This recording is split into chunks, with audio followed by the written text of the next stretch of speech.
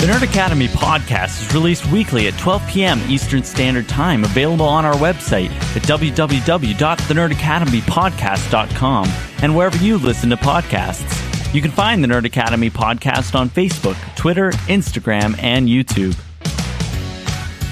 You can also help support the show by going to patreon.com/The Nerd Academy podcast, where every donation allows us to bring you more exciting content every week.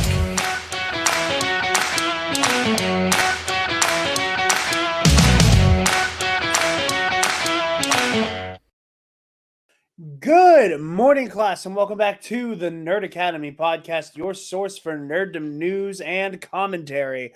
I am your host and superior webhead master, Jarod Bachman-Stubbs. If you guys have not seen it yet, go on back, check out our review for The Flash with the one and only Armin from Comic Book Cast. It was a lovely episode.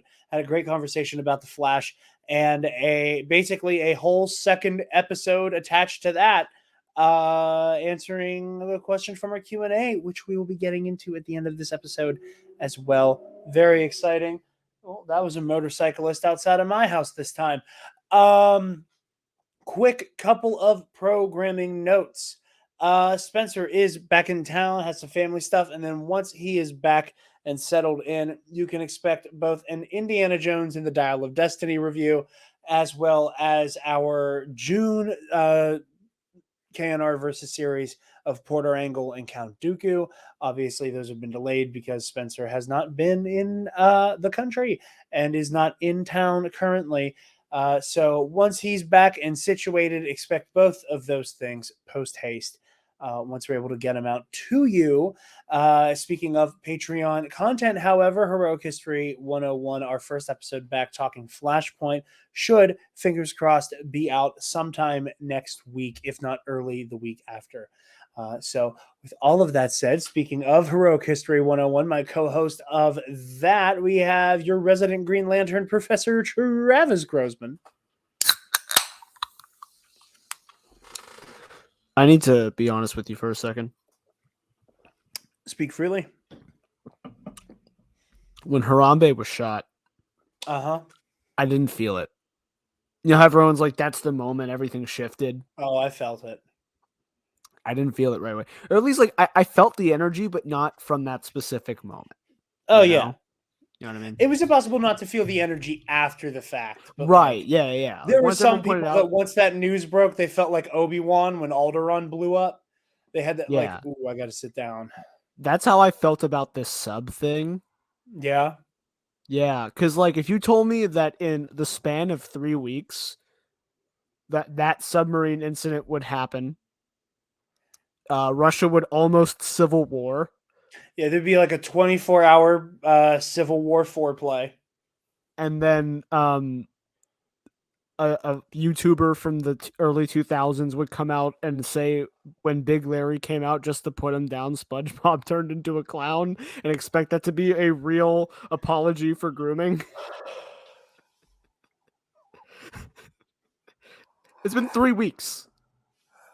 This has all happened within 3 weeks. I know I'm probably not the first to make that joke on the internet, but genuinely, like, I was eating lunch. You're the first person I've heard make it. So as far as I'm concerned, at 7:43 p.m. Eastern Time on June 29th, 2023, you were the first person to compare the Lily Singh apology song to Rip Pants from SpongeBob SquarePants. I saw like just a clip, not even the part of her singing, just the like her strumming a chord and speaking a little bit. And I closed that because I'm like, I can't believe that just happened. Like, I can't believe this is real life. And then I got out of my car to go get food, and I started humming to myself. Big Larry came out just to put him down. SpongeBob turned into a clown. Yeah. And I stopped. I'm like, why is that stuck in my head? And like, I can't prove that she was using the same chords, but the vibe was like she was really. The vibe is identical. The vibe is identical. Get him with this. I'm gonna get him with this. My TikTok has been amazing the last 3 weeks. I watched Noah Samson, a leftist video essayist, who's been on a roll of these just like really nice, brisk, like 10-minute videos lately, which I don't typically watch. Like I like to sit down for like a feature length fucking video and just Mhm. watch it over the course of a week. Um, but Noah's videos have been bangers, and I watched the one he put up today of the apology song, and I was quite entertained. Speaking of video essays, just while we're here, I want to shout this out. I obviously it's been making the rounds super hard, and probably doesn't need me to signal boost it. But people may not know I'm a very casual professional wrestling fan. I like incredibly casual. Um, you know, I want to figure out how I can like watch the stuff that's normally on cable. Like I want to become more of a wrestling fan, but I always just kind of forget to. It's like with football, but like I've done a better job at wrestling than football. Shocker. And thanks to Michael McCoy and Alden Diaz, like anytime there's a big pay-per-view, they like let me watch it with them. Uh and this showed up in my recommended on YouTube. Super Eye Patch Wolf is Yeah, so, like, I the used to channel. follow I watch him, like yeah, and he hasn't made a video in a long time, but he used to do, like, anime content, like, manga content, and talk about, like, how well manga was drawn and paneled and stuff, and, Well, like you might want to check in on this person because they've uploaded a lot. recently? Yeah, like the video I wanted to shout out is 8 days old. Yeah, I knew that one was super recent because it popped up Uh, in my sub the box, video and before that is a month, 2 months, 6 months, 6 months, 7 months, 8 months, 10 months, 11 months, a year. Like they've been pretty active. maybe they've been showing up and I just haven't noticed, but, like That has happened to me plenty of times, or like I'm subscribed to somebody and it just doesn't show me the shit. Um, but they uploaded a new video called "The Unreality of Pro Wrestling," and it's all about the rise and fall and rise and turn to the dark side of Roman Reigns. Uh, I can't recommend it enough. It was very good. And as somebody who has not kept up with everything in the world of WWE, but enjoys watching it with friends, I felt very enlightened by it, and by how well it lays out the story of Roman Reigns becoming this almost mob boss supervillain in the canon of the WWE. Um, so yeah, just a quick video essay recommendation here. But before we jump into anything else and start talking about the news, we have a very big, very serious story we're going to talk about up top to kind of get that out of the way and move through. But you guys know the drill. We have a word from our lovely sponsors at Sunday's Bloody Mary. SundaysBloodyMary.com has the most badass Bloody Mary accoutrement in the multiverse. They have their 3-time award-winning spicy Caesar mix, as well as a mild and traditional mix if the spice isn't for you. And if you're trying to get your freak on and garnish that bad boy, they got their pickled dilly beans, okra, and asparagus, award-winning there as well. And if you're real nasty, go ahead and salt that rim and get some cute tomato merch as well on their website, and use the code TNAP, TNAP at checkout and get 10% off your order and help out your favorite nerds while you do that. So, jumping into things, we are going to lead in with the Jonathan Majors situation, which has a very, very big update, and one that is going to take us through a moderately sized article. So, buckle up. There's going to be just a lot of reading here. This is from Insider, byline of Laura Italiano, based. Marvel's Jonathan Majors has filed an NYPD domestic violence complaint against his assault accuser and ex-girlfriend Grace Jabari, in which he alleges that she attacked him, not the other way around, during a March 25th dispute on a Chinatown street corner. Majors remains charged in that dispute, with Jabari alleging the Creed 3 and Marvel's Kang the Conqueror actor broke her finger, twisted her arm, and struck her in the ear, causing it to bleed. Majors has denied the accusations, and August 3rd trial date has been set in Jabari's case against Majors. But on June 21st, the day after his last court date, Majors walked into the Chinatown precinct and gave police his own version of what actually happened that night, alleging that a, quote, drunk and hysterical, unquote, Jabari scratched, slapped, and grabbed at his face, causing pain and bleeding, according to a domestic incident report and sworn affidavit obtained by Insider. A second NYPD precinct, the one that covers Major's penthouse address in Manhattan's Chelsea neighborhood, is also involved in investigating the actor's counterclaims against Jabari, which Inside wrote about in detail last week. We might actually throw over to that article as well to go through that. Both precincts found probable cause to arrest Jabari and issued what is called an incident card, or an I-card, an electronic document that directs police to take Jabari into custody, at least for questioning, according to Major's defense attorney Priya Chaudhry, and the law enforcement source. But Manhattan prosecutors who were pursuing the case against Majors were, for some reason, reluctant to turn the tables on Jabari, and at the district attorney's office urging the I-card was deactivated, the two said. The DA's office has repeatedly pushed back against investigating Jabari, despite supporting evidence that includes surveillance camera footage of the street dispute and photos of Major's injuries. Chaudhry told Insider for last week's story. Chaudhry shared some of the evidence with Insider for that story.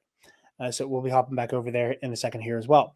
The DA's office declined comment for and the NYPD did not immediately respond to a request for comment. Jabari could not be reached by email or phone.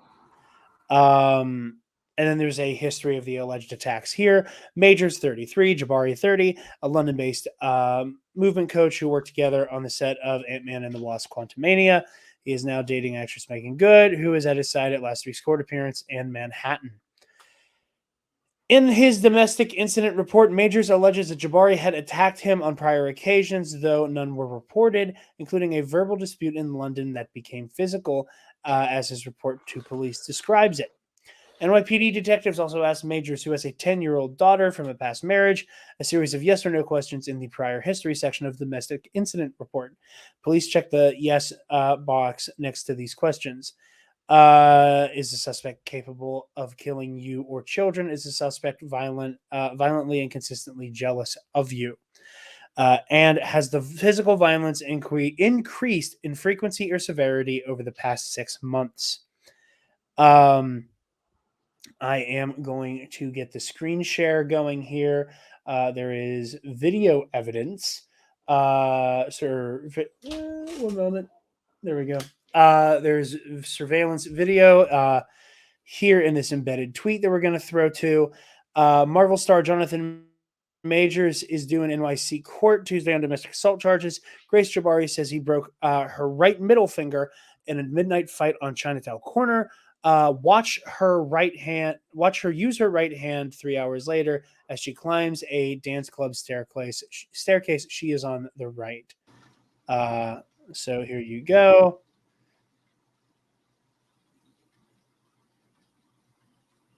Seeing, the hand in use. I'm going to turn that off now so we don't have any more of that hissing noise. Majors has denied causing any of the injuries he was arrested over and has insisted through his lawyers that he was not violent to Jabari, who he alleges became violent while accusing him of getting texts from another woman. On the incident report, Majors says he did pull away from Jabari as she grabbed for his face, coat, and phone. At another point, he admits that when their fight spilled into traffic, he hoisted her back into the chauffeured black Cadillac Escalade. Quote, I was worried she would be hurt by traffic, so I physically picked her up and put her in the car, the incident report reads.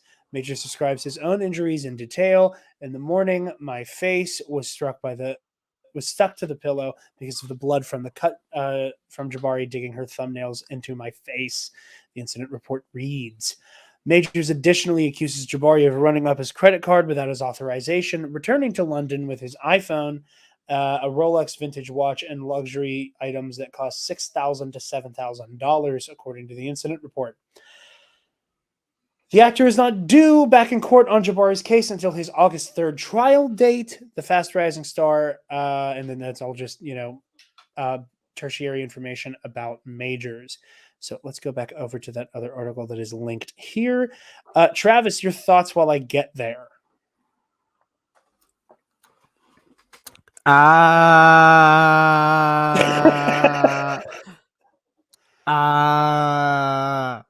about covers it. Yeah. Steal yourself, Colin. Yeah, and then yeah, and this is so we have that. Usually in a case like this, when somebody in the defendant party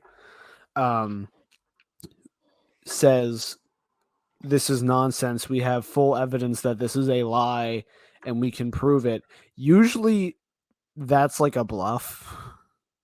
Yeah. And but also he wasn't the one saying it, and usually they're the actual defendant is the one being beating their chest, yelling about the that it's not true when it really, really is true.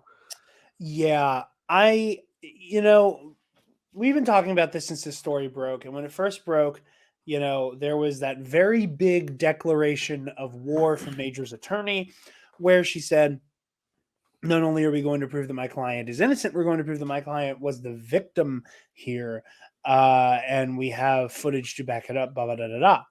And we were like, okay, that is a very big claim. We will see how that pans out.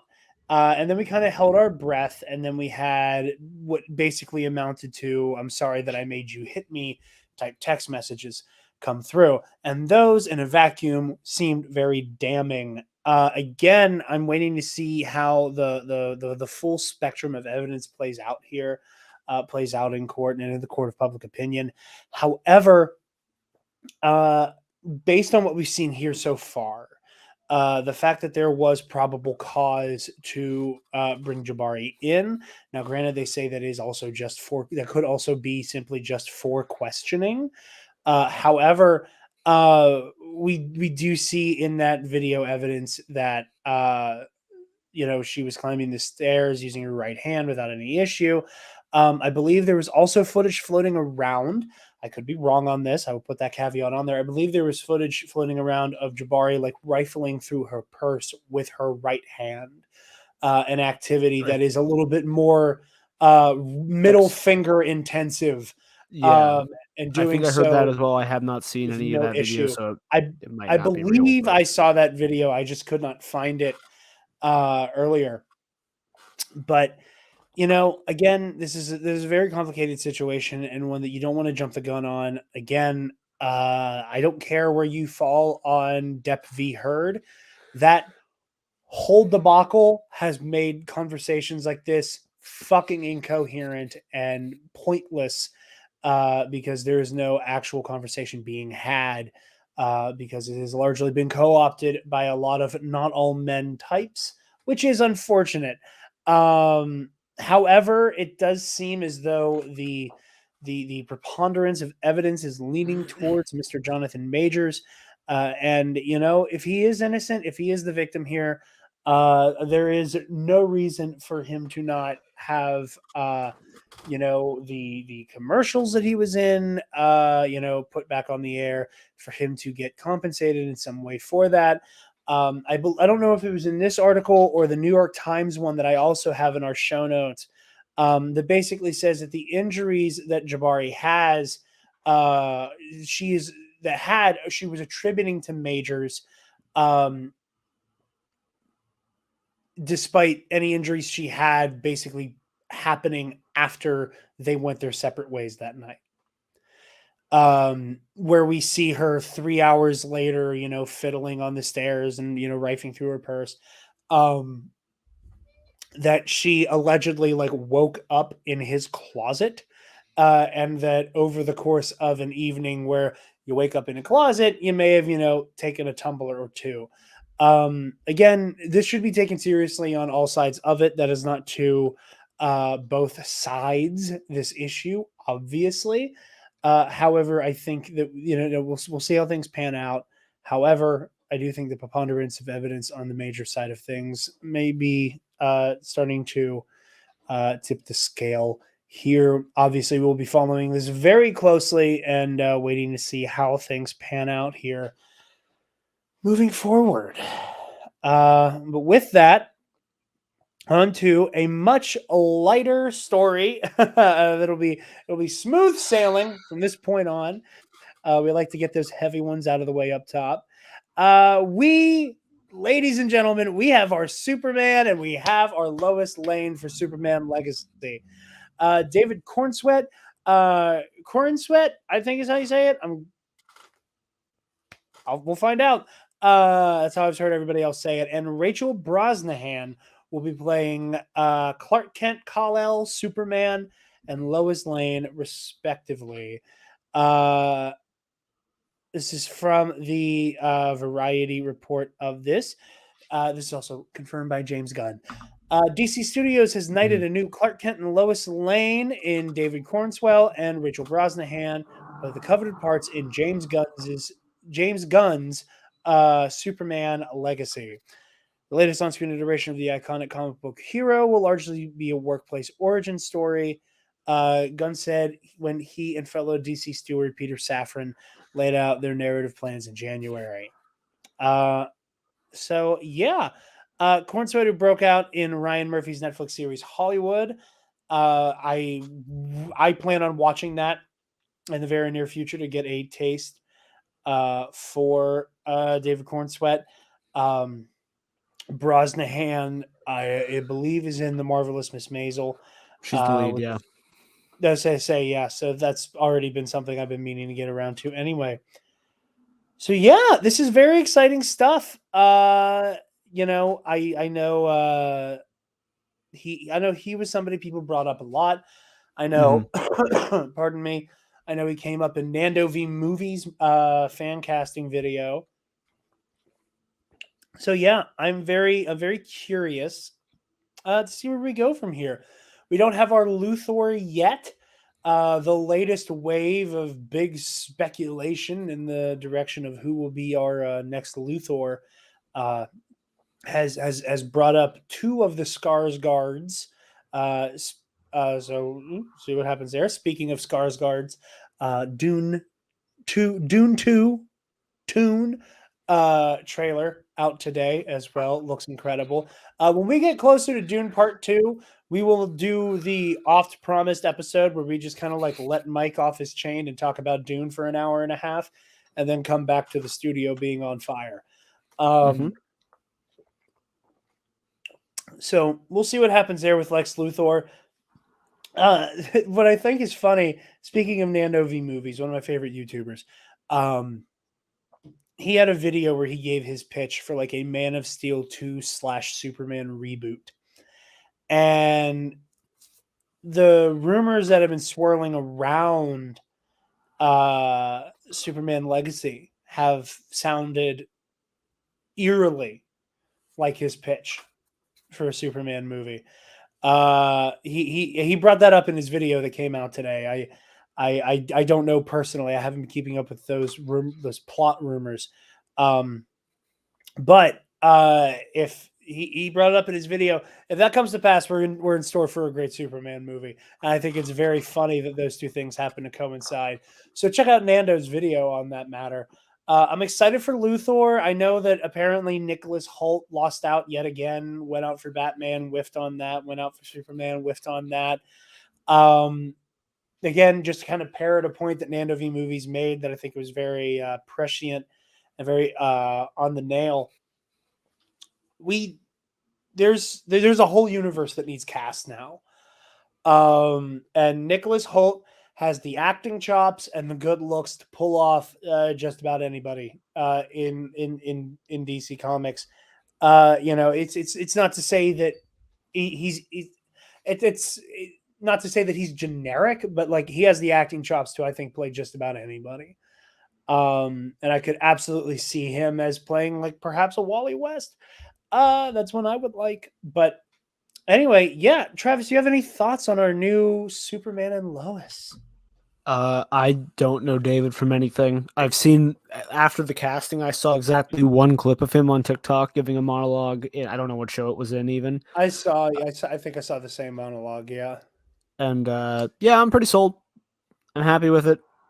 I'm kind of spoiled. Like I said, I'm watching Superman and Lois right now, and I'm spoiled on Tyler Hoechlin. Just peak Superman, peak live action Superman. So I hope we continue that. I'm excited for the new animated show that we talked about like 2 years ago when it got announced. Yeah, we didn't mention that. It's the trailer for it. Jack Quaid of The Boys fame playing Superman in that. That looks super fun. I'm very excited. That comes out like next week, I think, or 2 weeks from now.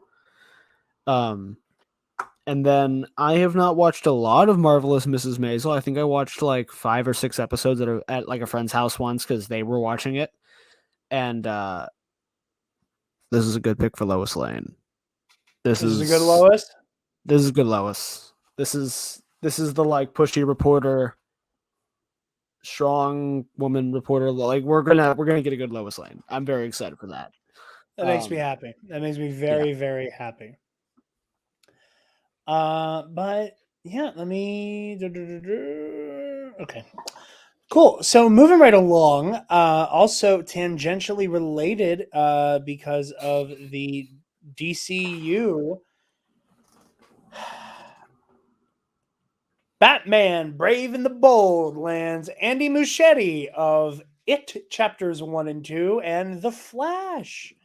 Obviously, Andy Muschietti has recently just come off the heels of the Flash movie, and it has been confirmed that he will be helming our DCU Batman.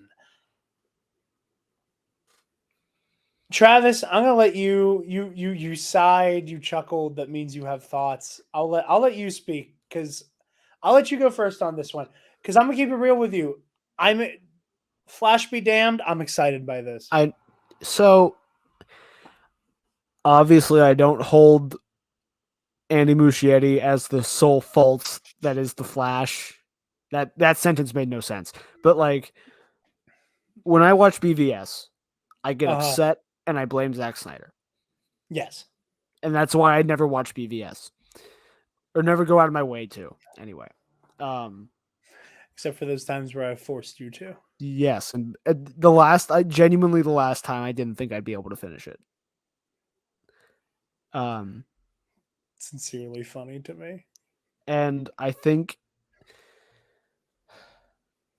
Muschietti deserves another shot at a good superhero movie. I think the fact that he cobbled together something out of nothing is pretty telling for his ability. And I haven't seen it, in its entirety at all. So I can't judge his filmmaking based off of that, but I know people liked those movies. And like there's a horror element to Batman that you get to play off of in like some of his Predator combat. So big maybe? I really like this. I think Muschietti gets the heart of superheroes.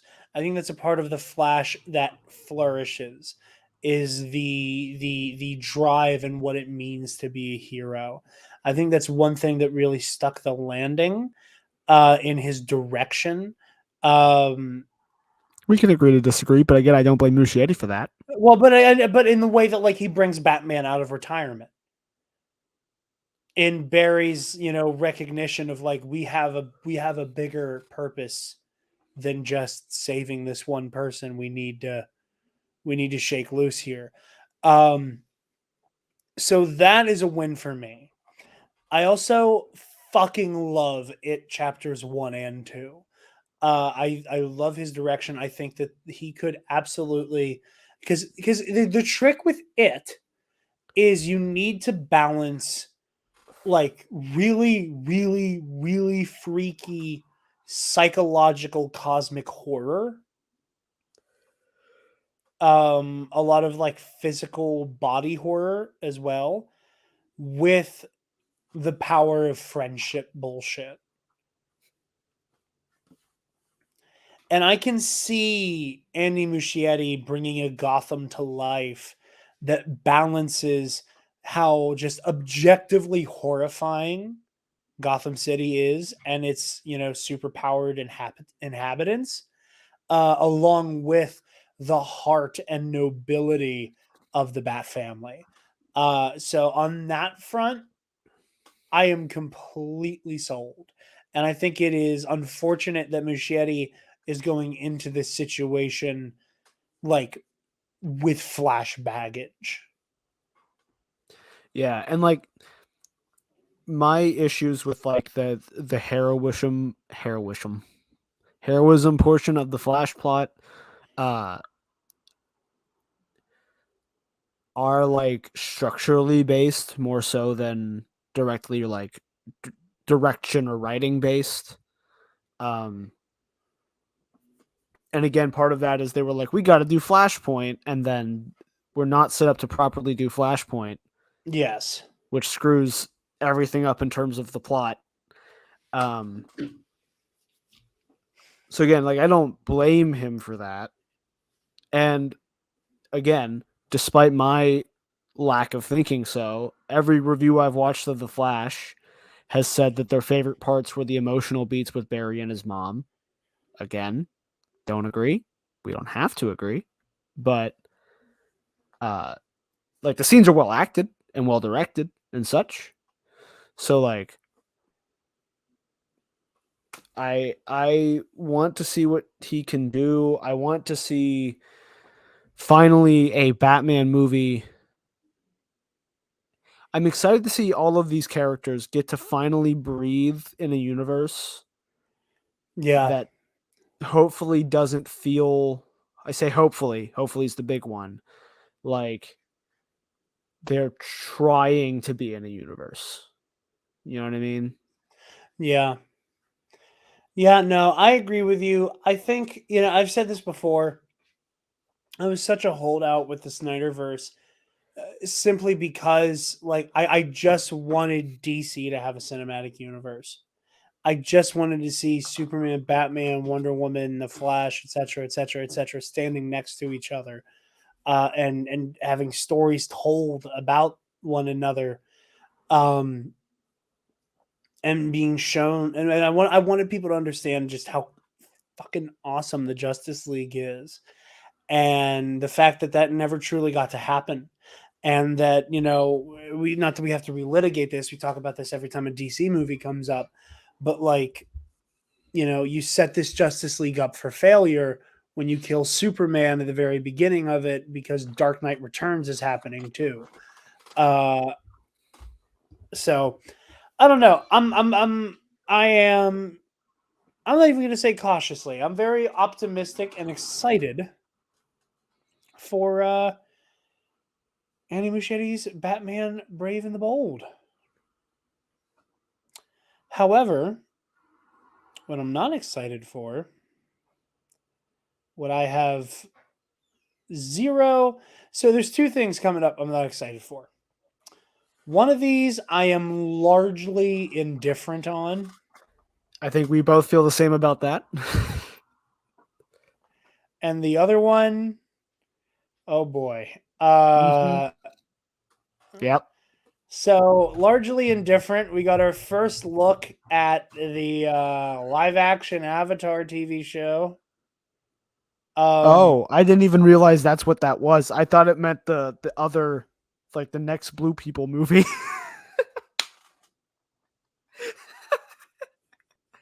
No, no, I'm not Yeah, Scotty no, J. Rowe. I don't give a damn about the blue people. But yeah, I don't either. there's Aang. There's Ads. There's Korra. There's Sokka. Zuko's helmet looks cool. Yeah, Paul Sun Young Lee from The Mandalorian is playing Uncle Iroh. That is the thing I am the most excited about this show. Just because I want to see him act his ass off in that role. But other than that, I don't really give a damn. Hopefully it's good. If it's good, I'll watch it. If it's not, I I feel the same about this that I do about the live action One Piece, Yeah. where I want it to be good. I don't expect it to be. I expect this to be better than One Piece. I will say. One Okay. Piece is just so silly. Like it really. I don't think it'll translate super well to live action. Everything they showed, I like what it looks like. But also like One Piece is, as we are all aware, the modern Odyssey and never ending. And so Somewhere like Levi just. yeah. I stole that bit from him. And like Yeah. the first time he said it, I was like, holy shit, you're right. Like that is the perfect way to describe this story. And so I'm like, oh, even if this is good, they're not going to make all of it. First of all, they simply can't. They simply cannot. Like I know what happens. I'm caught up. I know what's happening right now. They can't. Like, With the live action One Piece, I wonder what the fucking end game is. Like there's a very cynical part of me that says Netflix knows this doesn't make it past 2 seasons. yeah. So we'll just like do the first couple arcs and then just never touch this again when the budget to bring to life all of the Straw Hats, sends us into bankruptcy. Like I don't understand the objective with a live action One Piece while it is still going. Like if the day ever came when like One Piece like you quite literally can close the book on One Piece, if then somebody wanted to do some type of live action adaptation to condense it, then that would make sense to me. But with the ending not being in sight and just kind of like recreating it cuz I don't know. I don't know what the vision is, I guess. Yeah. And so I will say, I don't, obviously Netflix is Netflix and we should never condone anything Netflix does, but they are the best platform to like binge out One Piece on.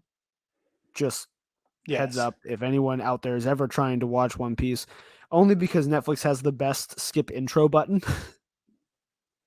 Like it effectively skips the recap on every episode, which most other things, even if they have a skip intro, don't. And Yeah. most anime services don't have a skip intro. Um, but yeah, like because Netflix cancels all their shows because that's how business works up there. Once you get to season 3, you have to pay them more. We ship it off somewhere else. At most, they're going to make it to Alabasta, and if they make it to if this gets past the season 1, I would be shocked. If it gets past the season 2, Flashpoint just happened in real life, and we're in a different universe. That's just the case. Like they're never Miraculously, making Harambe's anything back. like if we're lucky and this is good, we're gonna get a live action Luffy v Crocodile, which I know means nothing to you, but and like part of it too is that the end game, without spoiling too much, I mean like you'd basically have to make a more fantastical version of the mask. Which I wouldn't mind. I wouldn't either. That's like the most non-spoilery way I can put it for what's happening. Like, and I'm talking like currently, which by the way, if you are thinking about getting into One Piece, you're going to get spoiled on July. Let me get the date. Not you in particular, but viewers in general. Yes, of course. July 27th to 29th. I don't remember the exact date. The internet will break. Fair warning. You will not be able to watch any anime legally anywhere, possibly illegally anywhere, because those servers will not survive. And we're going to be in a post moment era of One Piece animation wise that Do you remember sometime last year in the group chat when Levi was like, Travis, have you read chapter 1044? And I said, no, I'm Vaguely, not yeah. caught up. And he was like, drop everything you're doing right now and read 1044. They're about to animate 1044. Okay. And Put in our notes what happens for me, please. I'm curious. I almost started reading out loud. I legitimately almost started reading out loud. for lack of a better word, like for a lack of a better description. Yeah. What? Yeah. What the fuck does that mean? This is great. This is great content. I mean that as literally as you could possibly take it. I mean, Jared, I don't know if I've said it. They literally have Warner Brothers animators working on this episode. Oh, that's funny. Yes, this is going to make Japan the #1 economy in the world for about 3 days. Like it's a big deal.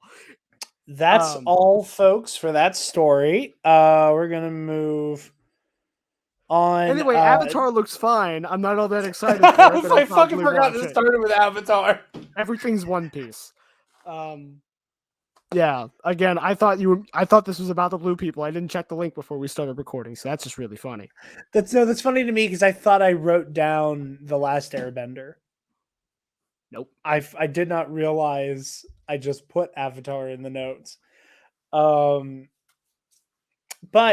our last portion of the news roundup. How about that Craven trailer, buddy? I already forgot it happened until I read the notes before we started. Like I was like, I saw it and went, "Oh yeah, I did watch that, didn't I?" Okay.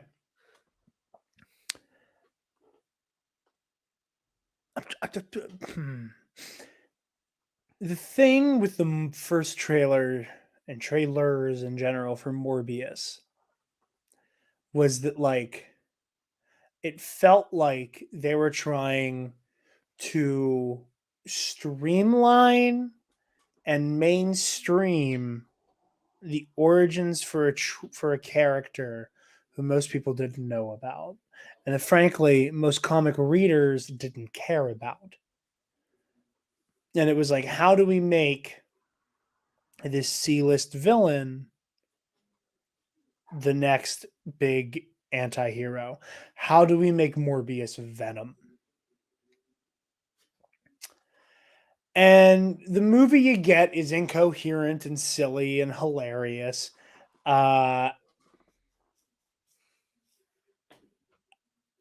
And I was like, okay, and then the leaks for Craven happened, right? And then it's like, no, Craven doesn't hunt animals; he hunts people in the concrete jungle. And he's like PETA. And everyone was like, surely, it can't be that bad. Can I say the thing? Can I say it? Sure. My favorite part of the trailer was when he looked at the camera and said, "It's Craven time," and then started Craven everywhere. Maybe I'll walk out of here tomorrow and you never see me again. That's really what I want to do.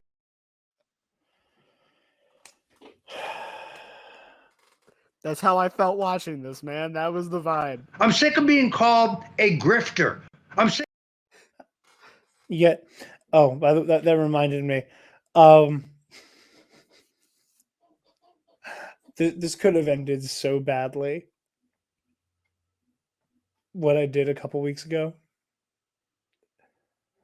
Did I tell you that I just decided to DM our show to Roger Stone on Twitter? No. No, you didn't. I saw Roger Stone's DMs were open, and it was literally the day the Summer Games Fest episode went out. and I was sharing it, and I saw Roger Stone in my Twitter feed because I hate myself. I just clicked on it, and I was like, "What would happen?" One day I hope Roger Stone checks his DMs. That's all. I think it'd be really funny. Especially if he clicks on the right episode, because we don't play that clip very often. Anyway, no. So I was like, okay, they're trying to make Morbius feel like Venom. And listen, man, these Sony villain movies are just flawed to their core because they're missing the character that would make them interesting. Spider-Man. The Venom movies have found a way to dodge needing Spider-Man up until they decided to very weirdly insist they needed Spider-Man, and have since backed off of that completely. In a very just weird, hey, maybe we'll do it. Nah, fuck you. That felt incredibly reactionary from Sony, as most things from them do. The trailer for Kraven the Hunter is incoherent. And again, feels like a parody. It it feels like someone made a parody of a Kraven movie based on the way they did Morbius. Up to and including Russell Crowe doing that accent he just insists on doing in every movie he's in now. And Kraven being bitten by a radioactive fucking lion. The poster is equally generic and looks like shitty fan art. I didn't think that was a real poster. I did not think that was a real poster for like an hour.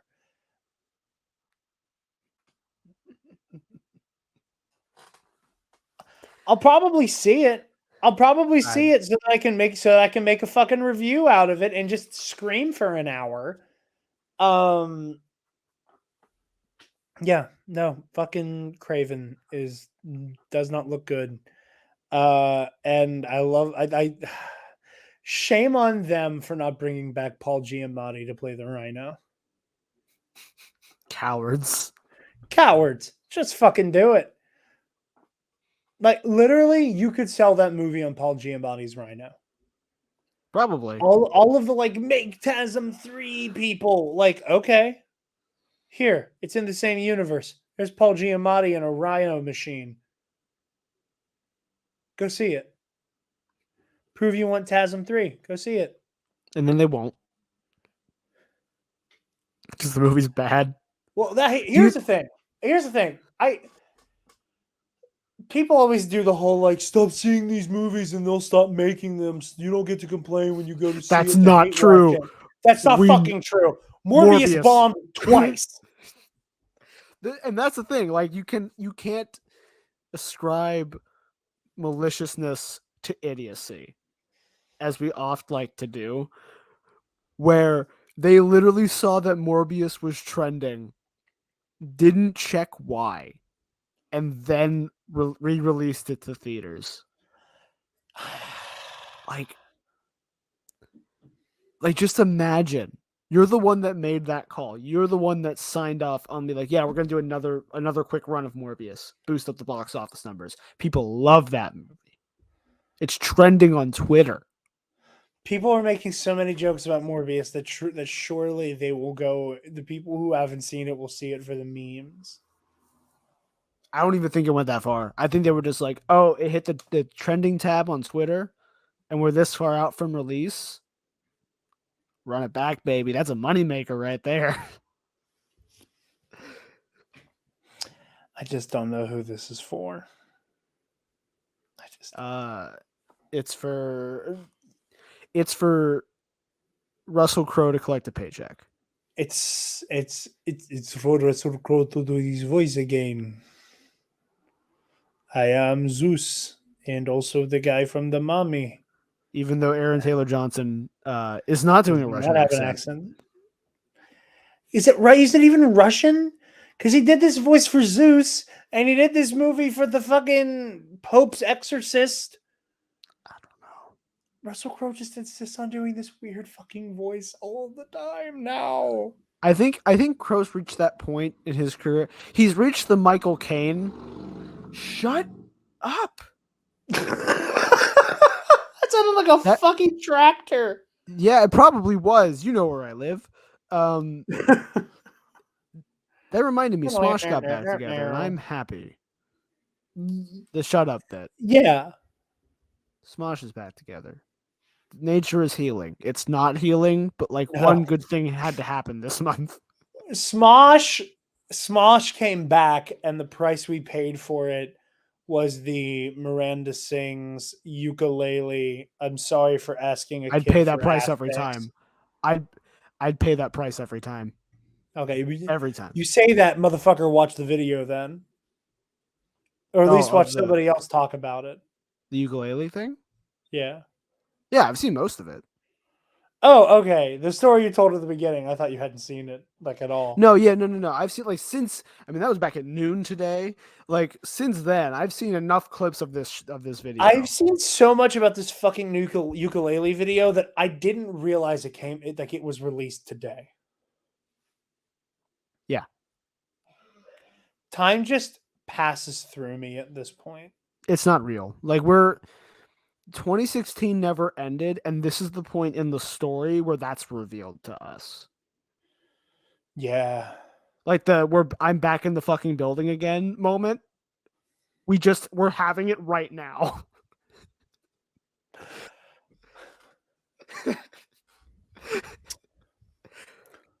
With that, I was saying something. I don't remember what Smosh is back together and you're happy. Before that. Oh, Russell Crowe's at his Michael Caine moment where I didn't see the movie, but I saw the house it bought. Like that's where he's at in his career, so he doesn't give a shit. Like he doesn't have to care. I mean, sure. I just don't know why he keeps doing every movie with this funny voice. I bet it's a bit. I bet he's like, I wonder how much I can get away with before they try to fire me. But he's Russell fucking Crowe. They're not going to. Exactly. If I was him, I would do it. If I was him, I'd be doing the exact same thing. With that, we're going to take a quick break. And when we come back, we're going to talk Secret Invasion and cue your A's. So we will be right back. Are we Aing their cues? Oh, fuck. And we are back.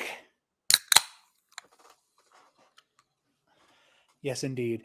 So Secret Invasion, first 2 episodes are out. We are 1/3 of the way through the show. Travis, how do you feel about Secret Invasion so far? I'm going to be perfectly honest. Mm-hmm. I know every Marvel entity ever, I just claim, yeah, it's good. I like it. I'm kind of whelmed. Yeah? Yeah, a little bit. I think everything feels very face value so far. And we're only 2 episodes in.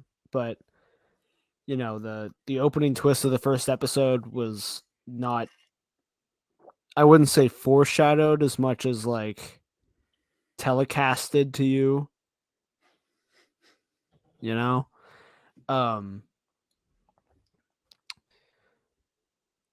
And so far it hasn't felt all of that twist and turny. But like I said, like we said, there's only 2 episodes out. Yeah, we got 4 left. I've been loving it. It's good. I don't want to pretend I don't enjoy it. But I spent the first maybe half hour after that the opening sequence ooh, who's what? Who's real? Who's and then every time it was and then I realized oh, reality is literally what they're putting in front of me. I have not questioned a single person since the first half hour. Yet. And maybe that's just because I expected there to be twists everywhere, and so the fact that there hasn't been one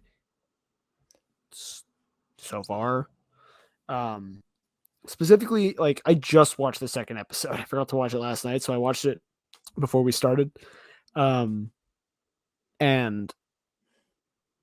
like I expected more, which would have been difficult, I guess, but like more known characters to be revealed as Skrulls versus having like a bunch of media and world leader figures introduced and then immediately revealed to be Skrulls. You know what I mean? I think, it's an interesting question, isn't it? Where you get into talking about like adapted comic book media, where you get into this weird conundrum of like, is this a shortcoming of the show because it isn't like, oh fuck, Elektra just died and she turned green, Right. or like, oh fuck, like a bunch of like long-standing real world politicians like John McCain and Barack Obama, or figures like Stephen Colbert, oh fuck, they're Skrulls, like in Secret Invasion, right? In the comics. Where like, I don't know, I have mixed opinions on that specific factor, where part of me feels like, okay, like it's called Secret Invasion, and there was that article that made the rounds a week or two ago where the director and showrunner was told, don't read the comics. The comics don't matter to the story we're telling right now. And I had mixed feelings about that, because on one hand, like, adaptation is not inherently bad. Without adaptation, Batman does not have a grappling hook or batarangs, and Superman cannot fly. So it is not the adaptation unto itself that I take umbrage with. It is we're going to use the name so that the people on TikTok and YouTube who are basically here, whether they want to or not, whether it's their intention or not, to market this to the hardcore casual who watches everything but doesn't read comics and likes to know what things are going to be based on, for us to sell this to them as this is the big spy story in the Marvel universe, where there's all of the Skrulls and stuff. Also, I've just now realized that I did accidentally kick the camera askew when I came back in, so I need to turn weird now. So on one level, I fully agree with you that, like, instead of finding out that, like, Everett Ross was a Skrull the whole fucking time, it was just that one time that there was a Skrull that looked like Ross. Like, I wish they would have done that. Like, I think it undercuts that reveal that it isn't the real Everett Ross. Right. And like I said, like that reveal is so like it's you basically get a flash on screen that says Everett Ross is a Skrull in this scene, and then the scene plays. And or even if they had been like there has been a Skrull impersonating Everett Ross ever since he went into hiding after Wakanda Forever. Like, I would have liked that. Like, if they found some way to be like, this one's been active, but we actually know that the real Everett Ross is hung up in Wakanda. I think something like that would have been fascinating. However, they kind of just go, oh no, oh my God, Ross. Also, like one of the things we've been speculating on since 2021 of like I think whenever we revealed that Fury's up on the sword ship, was that that'd be Far From Home for 2019. Oh my God. Yeah, how you feeling, bud? Hey, Travis. Yeah. The podcast we were on when we found out Nick Fury was in space was not called the Nerd Academy podcast. Yeah. And right before that, we talked about the deal going through. Yeah. Wow, that's wild. Time's not real. We're still in 2016. No, never forget. That's my favorite story to tell to this day about doing Yeah. a podcast. Was us confidently, Sony would never do Never. anything to jeopardize this deal. A Hours day later. later, not even a day later. Hours later. Guys, we need to record right now. Yeah, so like we've been tossing that around. Like, how long has Nick Fury not been on Earth? And we've been asking that question now, I realize, for 4 years. Right? Yeah. And the answer was exactly at the most like normal time he would have left Earth. Yeah, I mean, yeah, at the normal time, but it's been so long. Like, and I find that interesting as like a character beat for him. That like he immediately left. He immediately left. And also think about how little time, because like, is it still 2024 in the MCU right now? Is that where we're at timeline wise? Okay. I believe it is. I think they're in 2025. Then even still, he's only been gone for like a year or two. Besides like the snap, because he was gone for those 5, right? But then, Yeah. hold on, we're gonna play a game. Are you Googling? Yeah, I got it right here. But yeah, like I don't even need the big reveals. I guess I wanted at least 1 or 2 pre-established characters to be revealed that they were, and again, I wasn't even thinking of like the Elektra thing. Not come out, take place. As has been broken down in a previous explainer, present day actually means November 4th, 2025. Okay. This is according to a Decider article. So And, 2025, they come back from the blip. in 2023. Because the blip is 5 years. And Infinity War is in 2018. Is Infinity War still in 2018? I can't remember Yes. if they're still in like. Because I know there was a minute where the MCU was like a little bit behind us. Yeah, Behind they're the in real 2018. world. They're in 2018.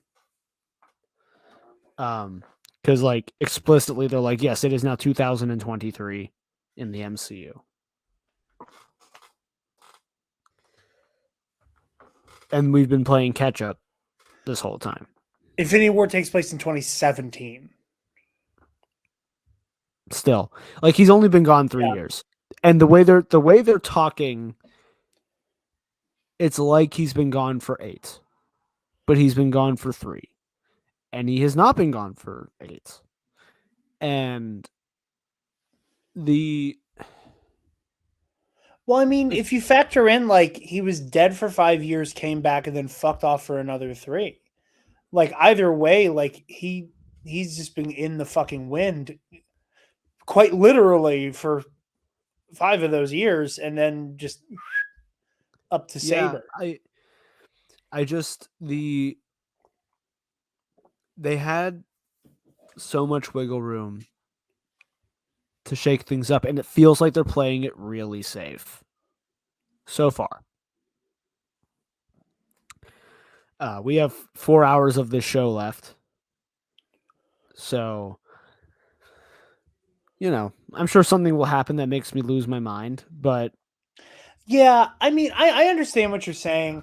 I too am having issues. Like I've also been like kind of like questioning the timeline, but like you also got to figure like it's been 30. The years where Fury's been inaccessible are also on top of 30 years of Fury, like twiddling with his fucking thumbs instead of finding a new scroll world. yeah. And So no, I'm talking specifically about Hill, like Maria Hill saying you've been gone, Talos saying you've been gone. like referring to him going up to the sword ship specifically. And those scenes made it feel like, even though they were stating you went up after the blip was done. Remember when we said we were never going to call it the blip? When like they're talking about it as if he's been up there since like Age of Ultron or Winter Soldier. But he's been only up there for 3 years. And like I don't that know. I do think 3 years. I think for someone who like is so characteristically involved with everything, I think 3 years is a long time for Fury. I think 3 years is a long time to just fully check out for him. And like how glued into everything he makes sure he is, for him to be like as traumatized by Thanos as he was, like we have his like little like flashback to dying. Mhm.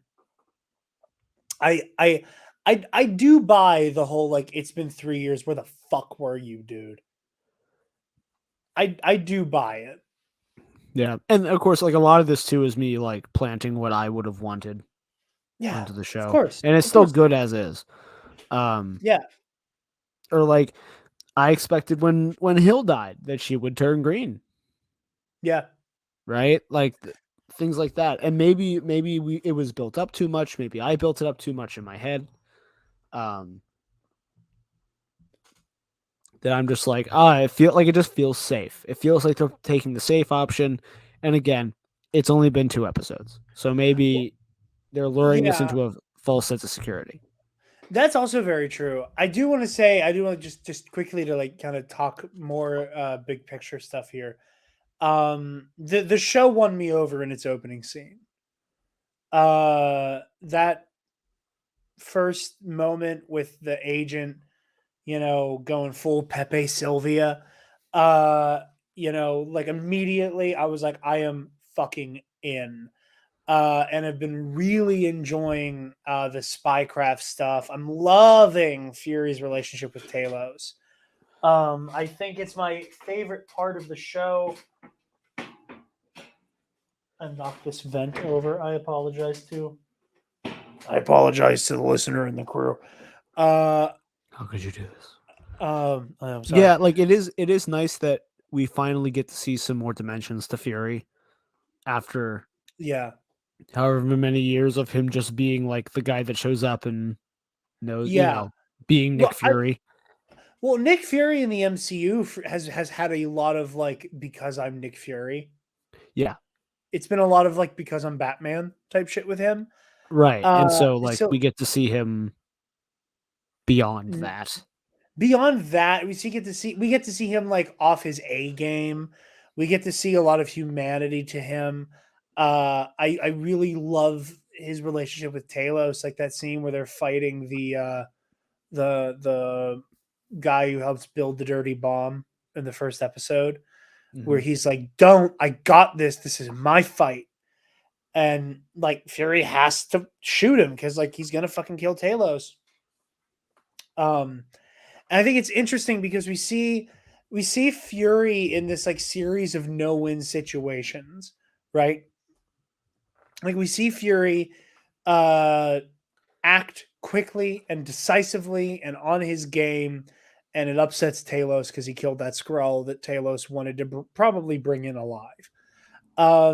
But he does not act quickly. He does not act decisively when he has a one-on-one with Gravik at that festival, and it results in the death of 2,000 people plus Agent Hill getting shot. I think that's really interesting.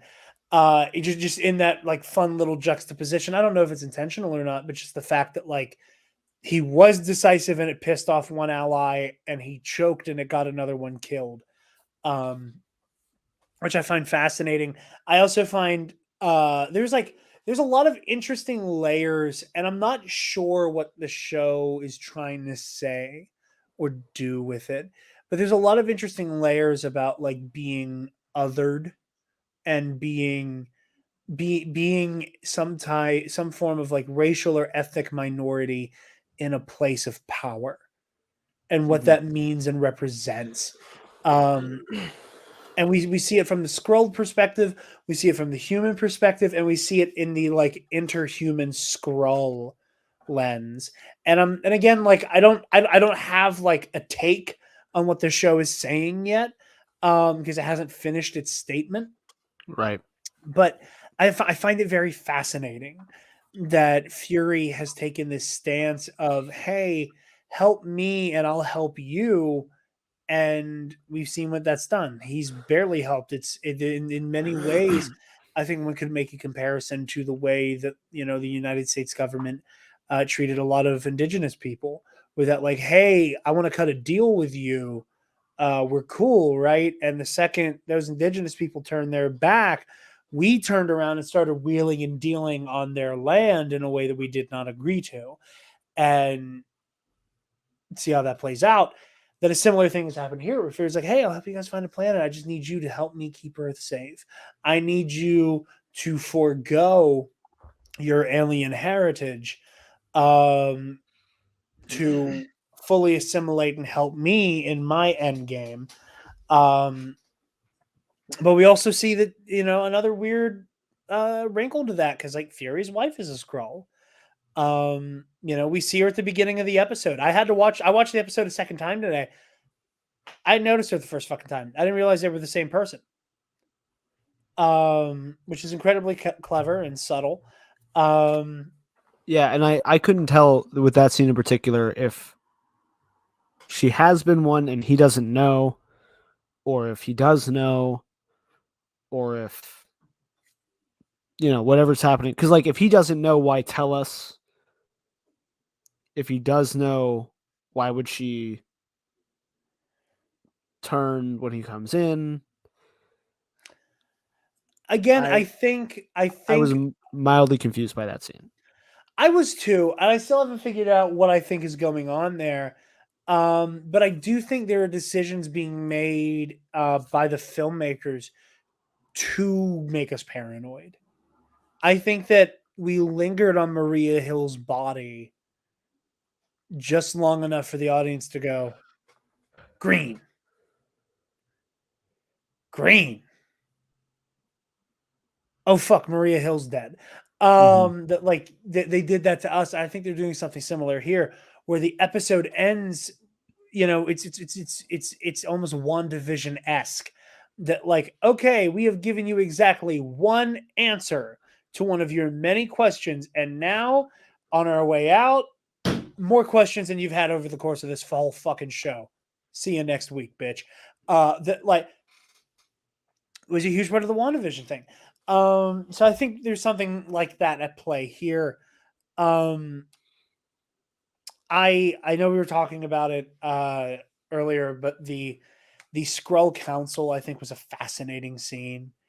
The scene was good. I just like, again, my Shooter only McGavin, issue with Tucker Carlson was fun. yeah.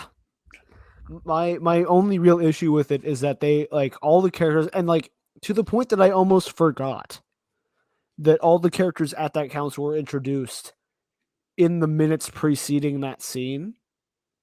Yeah. And then it cuts to that, and you're like, oh, these are all the people we just got introduced to.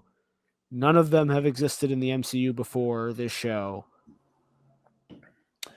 I think, yeah, no, I agree with you. I think for the MCU going out of its way to like kind of avoid having to like directly deal with politics, not in like there aren't political conversations had within the movies and the shows, but like we don't see fucking presidents and senators and representatives and shit in the MCU. I can count on, I think, one hand the amount of times where there was like an important scene that involved the politician. Mm-hmm. And most of them were them either dying or being revealed to be a piece of shit and being eliminated within that movie.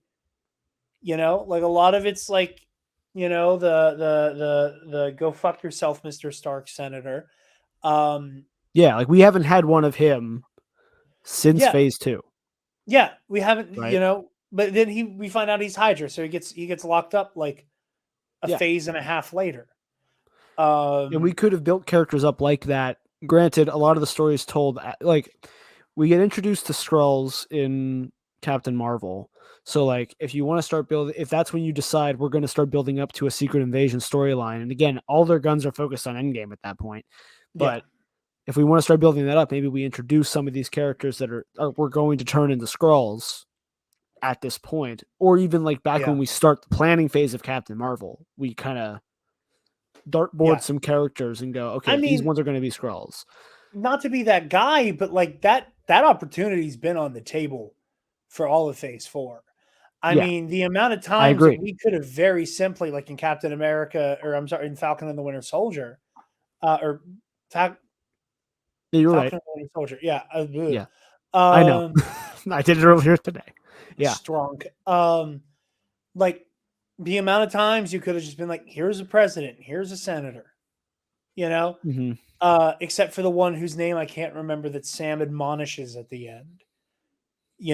Like you could have had there be like elected officials dealing with damage control in Ms. Marvel. You could have had, like again, some type of like, suit piece of shit sending out Valentina Contessa Allegra Di Fontaine. I can't believe I pulled the whole name off the top of my head like that. You could have had her like talking to more people. There's a couple in Wakanda Forever, but it's just like the CIA, where like you could have had it been like, hey, here's some of the people who will be at the table in Secret Invasion. Pardon me. I think there were absolutely opportunities to build your Skrull deep state. I agree. Before now, and then again, the scene works just fine. It's fantastic. There's just ways that this could have been that like those earth shattering. Holy shit! Those are the parts where I'm like, they're playing it too safe. Where like, we've been saying basically the entirety of the build up to Secret Invasion that Rhodey is a Skrull. Like, there's not a doubt in anyone's mind that Rhodey's a Skrull. Now there's a doubt in my mind that Rhodey's a Skrull. Only slight though. I still think because like anytime a character's like, well, I guess he didn't say you're crazy. He's like, yeah, I was briefed on the Skrulls at one point. It's crazy too because I if you do the math on the timeline, his being a Skrull, or I'm sorry, his being debriefed on the Skrulls is like around right after Avengers going into Iron Man 3 when he's put on the whole Iron Patriot persona. Mm-hmm. So the idea, so if Colonel James Rhodes is not a Skrull, I love the idea that immediately after aliens invaded Earth, that the government pulled Rhodey aside and went, listen. Which like then raises the question. Yeah, which then like that raises the question: if he's known, how didn't Fury know he knew? Does that make sense? Yeah, I mean, like I know obviously they've not been like he wasn't working for S.H.I.E.L.D., which is a very important distinction, but like I feel like that's something that Fury would have been part of the debrief. He wasn't there. Yeah. Never mind. What? When does Iron Man 3 take place? Is Iron Man 3 specifically after Winter Soldier, or is it before? No, Winter it's right Soldier? after Avengers. So S.H.I.E.L.D. was still fully at large. Listen, but it's also like the government, and like when you're dealing with like a bunch of, I also just want to take a beat here. I've seen some discourse. There is a difference between government spook and like the racial slur. Those are two different things. The racial slur. Yeah, that same word is used towards black people sometimes as like a pejorative. But there's also like government spooks, like the Men in Black, you know, which that's a double entendre in the first episode where he calls him, you know, he like spooks like me. And Maria Hill says, you can't say that. He says, no, you can't say that. The double entendre is Fury making a joke where he's like challenging Hill to be like, which version of this word are you using? The slur or like the pejorative for government agents? Just The more because I you saw know. discourse.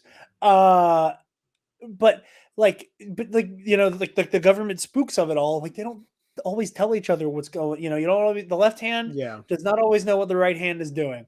So I can totally buy that Rhodes got debriefed on the existence of the Skrulls and probably the Kree. I'm willing to bet that Rhodey knew more about aliens than Tony. Absolutely. My takeaway isn't, oh well, Rhodey shouldn't know. My takeaway is Fury should have an idea that he knows already. Yeah, I can go either way on that. Again, I think it lends to this story being like, hey, Fury, like you don't know the things you never knew, Mm-hmm. and you're off your game. That like Yeah. a Nick Fury who the Nick Fury that has been created over years of being Shield's director, like would have probably figured this out by now, but because like the Avengers blowing everything up to this massive scale, even Fury wasn't able to keep track of some of this shit. And like I think that's a big part of his character now, as we're seeing, and it's something that he deals with in the comics all the time, that like even though Fury is looked at as this like spy god, he still shits the bed. He still leaves leaks. He still has unfinished business and, you know, untied knots that come back to haunt him constantly. So I do like the idea that like there is somebody who's able to put their dick on the table and be like, no, Nick, I knew this. You are not the only person with information. I think it challenges Fury in an interesting way. So that's why it doesn't bother me. It didn't bother me watching the episode. I thought of it just now. So like, and again, we're 2 episodes in. Maybe this comes up. Yeah. Maybe Rhodey's a Skrull. Maybe they're all Skrulls. The whole maybe he's in a Matrix simulation. Who knows? Well, speaking of that conversation, though, phenomenal fucking scene. Yes. It's an incredible scene. And I don't want to like denigrate the work that Don Cheadle has done as War Machine up to this point. But I don't think he's had as many moments to really like. Absolutely. Work. Yeah. Like he's always been restrained as at best a like lead supporting role. Yeah. Yeah. You know what like, I mean? Like he has moments. He has moments. And because Don Cheadle's a great actor, like he's been able to really, you know, take advantage of those moments, even in subtle ways. Like the way that just like his like resigned, of course this is how it had to have ended, face when he sees Tony all fucked up from snapping away the Black Order. Like it's really cool getting to see him in a scene like this. It is really cool to get to see him really work. And, you know, you can see the pressure that's on Rhodey. And I think it's a fun thing that you get with the Secret Invasion storyline is that while we're all debating whether or not Rhodey is compromised, now we get to have this conversation in 2 different ways. Is Rhodey like holding on by a string because it's Skrull Rhodey? And like, you know, once this is revealed and we get to see Rhodey for real again, it turns out that like he then gets to find out Tony died again as an actor, and that is setting the stage for Armor Wars. Or is this a Rhodey who is real, who is not compromised, who is not a Skrull, who like has the weight of the world on his shoulders? That he's basically the only Avenger who can become a government official and has to be brought into the fold to like be, he's not even like the adult in the room so much as he's just like the superhero in the room who's done this before, who's traveled across time and space. Like he's a very specific voice to have in the room. He's one of the only ones that's actually in the middle of the Venn diagram that they can have.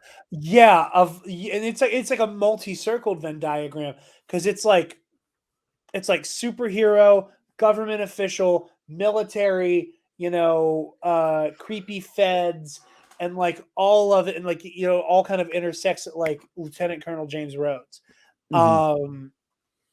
Love it. I absolutely love what they're doing with him here. Also, just generally speaking, Ben Mendelsohn is one of my favorite actors. He's so good. He's so good. I say to this day, between Andor being incredible, and just Ben Mendelsohning, killing everybody at the end of that movie is in hindsight, it feels like a mistake. Like, there's not, like part of me is like, what if I want more Krennic? Because I love him. But no, it's incredible. And Emilia Clarke as well. I love the withdrawn conflict with her. Because, at least for me, between Thrones and Solo, Emilia Clarke's two big roles, she is incredibly confident and incredibly in control. At least towards the midpoint of Thrones, where, Daenerys Targaryen is like she has her dragons, she has her armies, she has control of these situations. And Kira in Solo, again, has a very commanding presence and is like, listen, man, you don't know what's up with Crimson Dawn. Listen to me, dude. I get this shit. I'm a crime lord. You're a scoundrel. I'm a crime lord. Listen to me, asshole. That we get to see a more withdrawn and not fully sure of herself version. Who, like, when we first see her, she's like, yeah, New Skrullos down for the cause. We're going to nuke the planet. Where here, after she finds out that this Skrull insurgency is responsible for her mother's death, we see her guard fall, and now she's like playing both sides, and I'm really fascinated to see where her character goes. The other thing I want from the Skrulls is I've picked up that Gravik in particular seems to be human more often than not in terms of appearance. Yeah. And I'm curious if that's like a character thing we're going to explore, or if it's a production thing where they want him, because like one of the thing with Emilia Clarke's character, Gaia, right? She's Gaia. Yes. Gaia. Okay. We specifically see her mostly out in the field, so she needs to be human. And we've notably gotten several scenes of Gravik in the settlement they have. For both of them, where they're not presenting as Skrulls, even though the point of that place is that you can be Skrull presenting safely. So she does mention that in the first episode.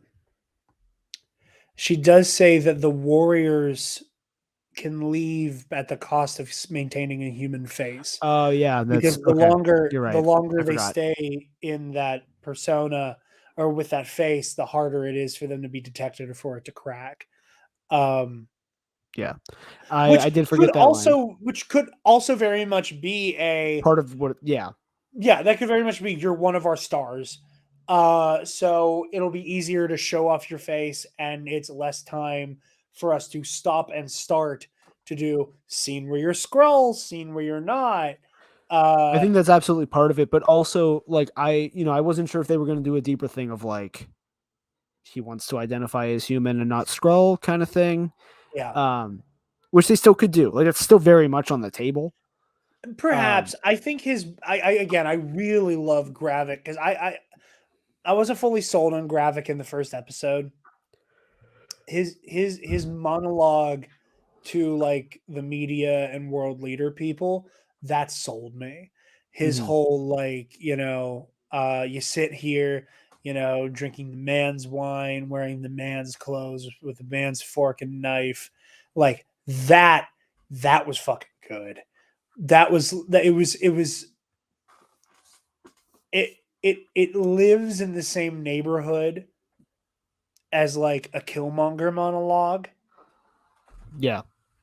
And I really dug it. I really dug it. And I mean, hey, for me personally, seeing some right-wing conspiracy theorist lunatic be like, it's a false flag, my ears perked up. But no, I really have been enjoying this show. I want to say I enjoy the score and I enjoy the main theme.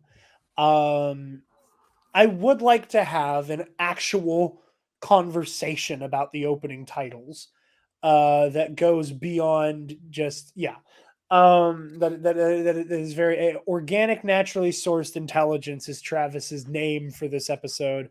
For those of you who are listening, I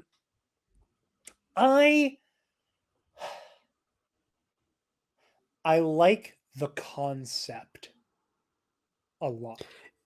Right. Like and like I because like I enjoy vague foreboding and foreshadowing. Like very specific kind of like we are teeing up what will happen across the show. And like giving you vague ideas of what's happening. Like that chess piece morphing into different pieces, all the weird shapes. Like I like the idea a lot.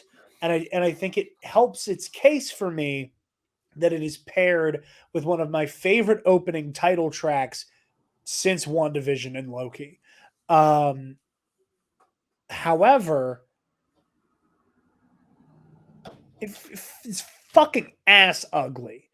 And I don't think in a like it's like the conversation we had with like the weird Speed Force CGI with the Flash. I believe Andy Muschietti when he says the CGI was intentionally weird.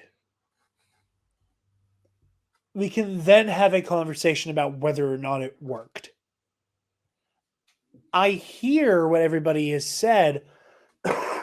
Pardon me.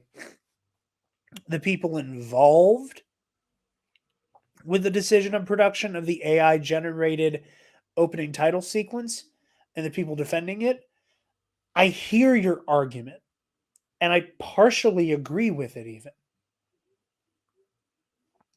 I don't think it works in execution. Like, for example, one of my favorite parts of Across the Spider-Verse is like the horrifying cosmic prophecy you see take place inside of the Spot. That's one of my favorite parts because I just love shit like that. I love a vision. I love when the title sequence is teasing us for what could happen. I love the double meaning of seeing the planet be annihilated. Is that Skrullos or is that the plan for Earth? Is it both? I really, really like that. The whole like that body that could be the president with like the weird half green face. Cool. It looks weird. It has that like I'm pretending to make abstract art look of AI art, which like I would have rather have had like a person make abstract art of that. Because I think they would have made it feel a little bit more potentially apocalyptic. I think so. Again, before the AI talk, because I do want to have the AI talk. I think that's a very important talk for very specific reasons. But on the grounds of does this intro sequence work for me? No, I don't like it. Like just straight up, even if I hadn't known it was AI before I watched it, I'm not a fan. And part of that is because all of the advertising for this show, the posters, the graphics for this show are so clean. Oh, yeah. And like I would have expected this intro to be more of a like we see pictures of characters, and again, part of this is also like we don't have enough characters to do this with because like so far in the show, but like we see the classic, the comic panels have been floating around of like the photos of families that we see one is human, one is Skrulls, right? And like yeah, You could start Yes. wiping over different characters that way and doing those kinds of shots with it. Was what I kind of what I would have expected, not Yeah. knowing, because I saw it blow up on Twitter before I actually watched the episode. So I already didn't like it. It is very important for people to understand that it is not good. That like there's no amount of rationalization that could go into this that makes this okay. Here's why. The writer's strike is happening right now in large part because of AI. That like it is documented that when they went to the table with their initial contract, one of the line items was, you will not force me to use AI. You will not force me to take credit for AI. You will not replace me with AI. You will not make me unfuck an AI script. And for some reason, a lot of corporations, a lot of the people that would have been on the other end of that contract had a lot of problems with that line, which is alarming. That like, an AI can just do this job mentality that kind of went around at the first big blowout of it. Yeah. Thank you, Did Ben seep Shapiro. into what? Thank you, Ben Shapiro. Like that did seep into the executive brain, which doesn't surprise me because it cuts costs. That's all they care about. Of course. I mean, hell, look at.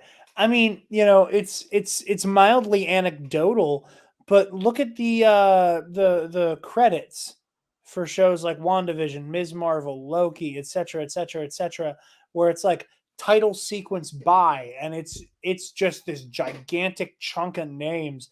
You look at the one for Secret Invasion, it's like 12 people. Yep. Who can be credited. It's cheaper. Yeah. It's cheaper. In this particular case, they had the buffer of like, we know we can play this off as like we made this decision because it fits the show's theme, which it still doesn't to me. But I hear what you're saying. I think this was in the can before the writer's strike. I agree. No, yeah, I don't. You. I agree. I don't with think you. I'm not saying that they're like literally related, but like in the executive brain of what's happening in the producer room, beyond like a creative producer, that like the AI is seeping into the brains. And so for sure. I do buy the idea that they went, oh, this creates like uncanny, inhuman looking subjects. Like I can understand the why. I can understand the impulse and the concept at play here. For me, it's more you made a stupid creative decision because you brought a robot into it. Now let's see if it actually worked or not. It didn't. But I think it was less cost cutty and more, ooh, look at this new toy. But I agree with you I agree with you on the like potential ramifications that like spider web out from that entirely. yeah, I would not be surprised if the timeline is someone in the creative team is like, ooh, new toy, like back like way early on in the process before we even have like any concept of what we're going to do for an intro for the show. Ooh, new toy. What if we tried this? They pitched it to the executives, like the producers, and the producers were like, wait, you're telling me you can make a whole title sequence and we don't have to pay like 80 people? I mean, absolutely, that creative idea is very good. Do that, right? Like, I wouldn't be surprised if in this one case, somewhere like the idea formed from the shiny new toy mentality that when pitched to executives was the first time they were like, oh shit, this might be like a big cost cutter. And then you just think about all of the jobs in the art that is visual media that could be I say supplanted with AI, like it would turn out good. It won't. But like, your initial drafts of the writer's room, storyboarding, um, obviously like animation is a whole other can of worms. And again, it would not come out good. I don't want to pretend it would be good. Or passable or like even necessarily usable. Yeah. But that's not going to stop people from trying to trim up their balance sheet by doing this. So I agree with you. With that, any other thoughts on these first 2 episodes of Secret Inversion? I hope they make some ballsy choices moving forward to please me and only me, because I'm the only audience member that matters. Yes, of course. As always. All right, you ready for some cues? I guess. Our first one we're gonna do is for those of you who listen to the Flash review, how I took Ray Clausen's question from this week for that one, and I said we're gonna do the last week's for Ray now. By the way, Ray Clausen, homeboy bought some Roosevelts after the Flash review. I did see that. Pilled. So question from Ray Clausen. Hey guys, I just wanted to say that your movie club, RIP, episodes of the Star Wars prequels were really good, and it got me to be more open-minded about those films, which I earlier dismissed. Looking at those films from a less cynical lens helped me to enjoy them much, much more, and grew my love of Star Wars even more. Are there any other movies that you often feel are dismissed and categorized as bad that you have more positive feelings towards, maybe outside of Marvel and Star Wars? Travis. Oh my god. See, and here's the issue. My movie diet as an adult has primarily been like Marvel, Star Wars, and anything that's like anything that would be classified as good by the public. Because I don't see a lot of things that aren't Star Wars and Marvel in the theater. Yeah. Or something that like isn't already like, oh hey, this is a good thing. Right. Like I expect to see Oppenheimer and Barbie in the theater because they both look incredible. I'm planning on seeing them both in one day. I don't know if I can pull that off, but I would like to try. But I'm trying to think of like, because like I can easily name a Marvel movie. I'll go for it. Yeah. As I've discussed many times, Iron Man 2. Yeah. Iron Man 2, greatest MCU We're film. both It's the about to best have one. It's my very number one. predictable answers. We're both about to have very predictable answers. But continue. But like, yeah, both Iron Man 2 and 3. I think 2 more so, because I think more people like 3 than 2. But I will stand by Iron Man 2. I'm trying to think of any DC movies. Because like obviously we know my opinions on Zachary Edward Snyder. Aquaman, I guess, but like I think a lot of people are on the Aquaman was fun train. You go and see if you jog any of my thoughts. So, for a non-comic book movie or Star Wars thing, I'm so glad you brought up Movie Club, Ray. The second episode of Movie Club covered. Oh, actually, I know exactly what you're about to say. Yeah, I just realized. Covered a movie that is often discussed as being one of the worst movies of the 90s. I, however, consider myself a Wild Wild West truther.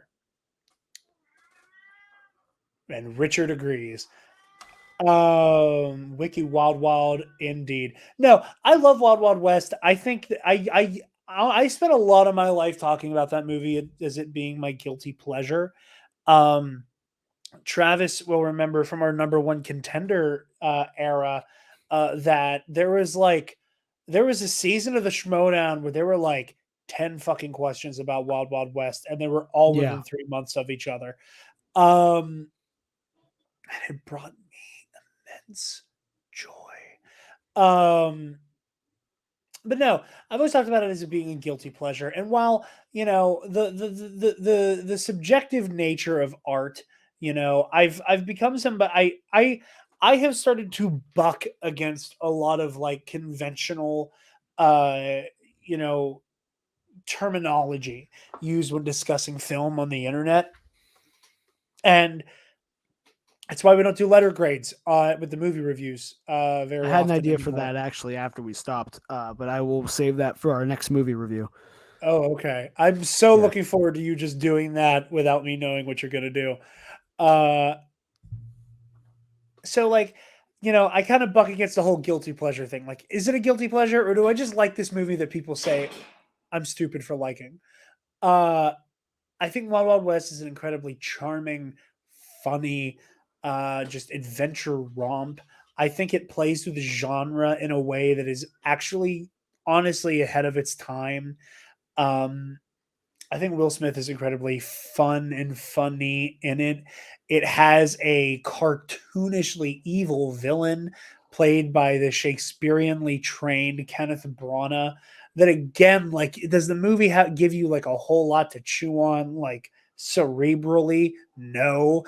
Is it crazy to see a movie where Will Smith plays a black army captain post Civil War up against the Confederate mad scientist who blew his legs off in a weapons demonstration? And every time they see each other, Loveless makes a joke about Jim West being black, and Jim West makes a joke about Loveless having no legs. Is it painfully 1997?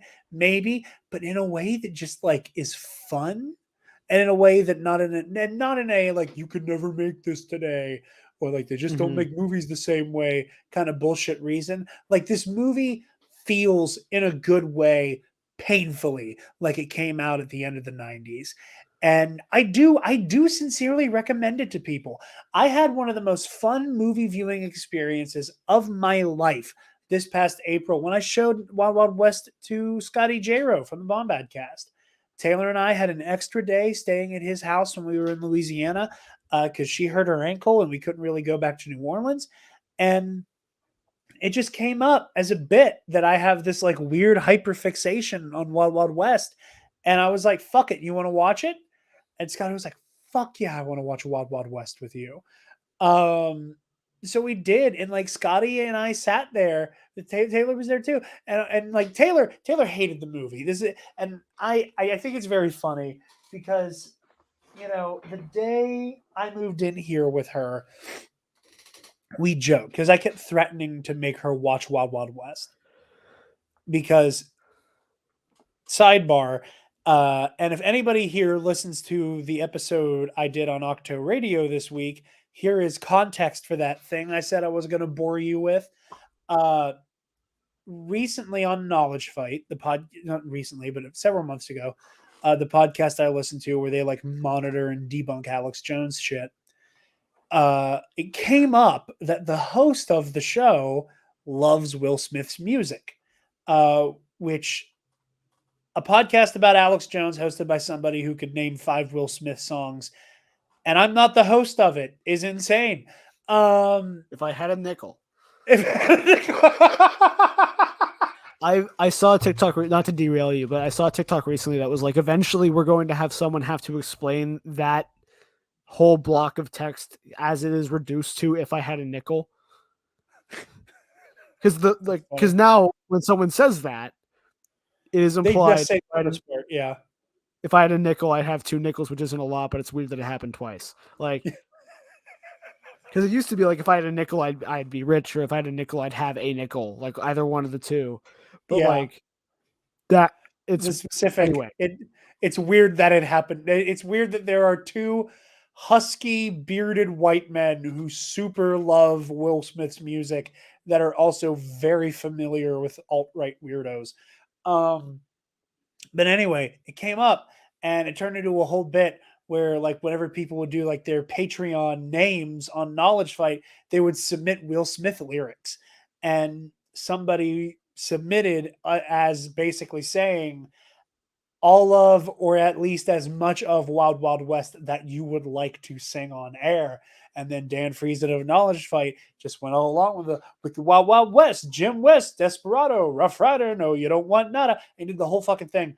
And it turned into this bit where I'm like, oh my god! At the same time that I'm showing my beloved girlfriend this fucking bad movie that I love with all of my heart. My favorite podcast has now made this a reoccurring bit. And then the gentleman who makes the music for Knowledge Fight, DJ Danarchy, made a Mos Eisley Cantina remix because the Mos Eisley Cantina has its own meme within Knowledge Fight lore of Dan Friesen rapping Wild Wild West over the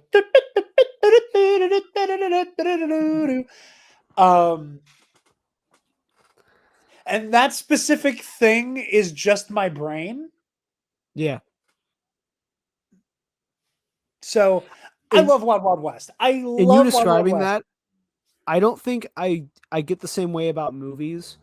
Mostly because like I've never really been like I've been a movie guy in the sense that like I've loved the MCU since the MCU happened, right? Yeah. Like I've only not seen I think 2 Marvel films in the theater. I think 2. I don't remember if I saw Iron Man in the theater. Is the only one that I'm like iffy on, and then obviously I didn't see Hulk. I've never seen Hulk. No reason. And at this point, on Disney Plus. Yeah, at this point, I'm just doing it for the meme. Bastard. Yeah. I'm also an incredible Hulk truther. And yeah, at that point, I'm not even doing that because I think it's. Yeah, I know people that are like, yeah, it's fine. It's middle of the road. It's it's decent. That's not. I'm not watching it because I'm not interested. I'm not watching it because I don't care. I have other things to watch, but I get that way about games and about TV shows. I've realized because like. You know how I was about the Arrowverse for a long time? Yes. Assassin's Creed, right? Like things that I criticize a lot of things about those, and I own a replica Hidden Blade out of shot. I've watched the first season of Arrow probably upwards of 4 or 5 times. Based. Because like I like that they actually treat the fact that he murders people with complexity. But yeah, the problem is if you remade it today and everyone was like, he kills people, but he's killing millionaires and billionaires, and everyone would just be like, oh, that's pretty based. To give an answer that isn't Wild Wild West, I also fucking love Tenet. People give that movie so much shit. What? People don't like Tenet. They're wrong. I'm sorry. You're right. You're right. Tenet fucking rules. It was so good. I got a massage while watching that movie. The bass was so high. like that movie fucking rules. Yeah. That is my hot take. I'm full screening myself because I want all the smoke if this ever gets clipped. Tenet is my favorite fucking Christopher Nolan movie. Period. I like maybe Batman Begins, but that's because it's fucking Batman. But like Tenet is my GOAT Nolan movie. Fuck all of you. Listen. Based in same. I will lock arms with you and march off into the sunset about this. That movie is so good. And like I love the Dark Knight trilogy. Overhyped. I'll say it. Yeah. I'll say it. I get made fun of in I own the whole thing on Blu-ray and I've watched it several times. I watch it. I haven't in a little bit, but love that trilogy. Are you familiar with my unhinged ranking of the Dark Knight trilogy? Isn't it like Begins, Rises, The Dark Knight? Fucking A right it is. Yeah, because like I know you love Batman Begins. Yeah, I personally I do enjoy Rises a little more than the Dark. Like they're really close for me, only because I saw Rises at the midnight. Like that was one of the last midnight movies I ever saw before we stopped doing midnights as a collective because we were like, this is dumb. Just release it at 7 like a normal Yeah. person. I have work. I see. I never got to do a true midnight though. That's not true. I think I did as a kid, but like I don't remember it. Yeah, I did a Harry Potter, I did Dark Knight Rises, which like again sucks to be me. But yeah, that was cool. Yeah. Tenet fucking rules, and everybody who says otherwise is just not fun. Yeah. End of discussion. Our other questions. Just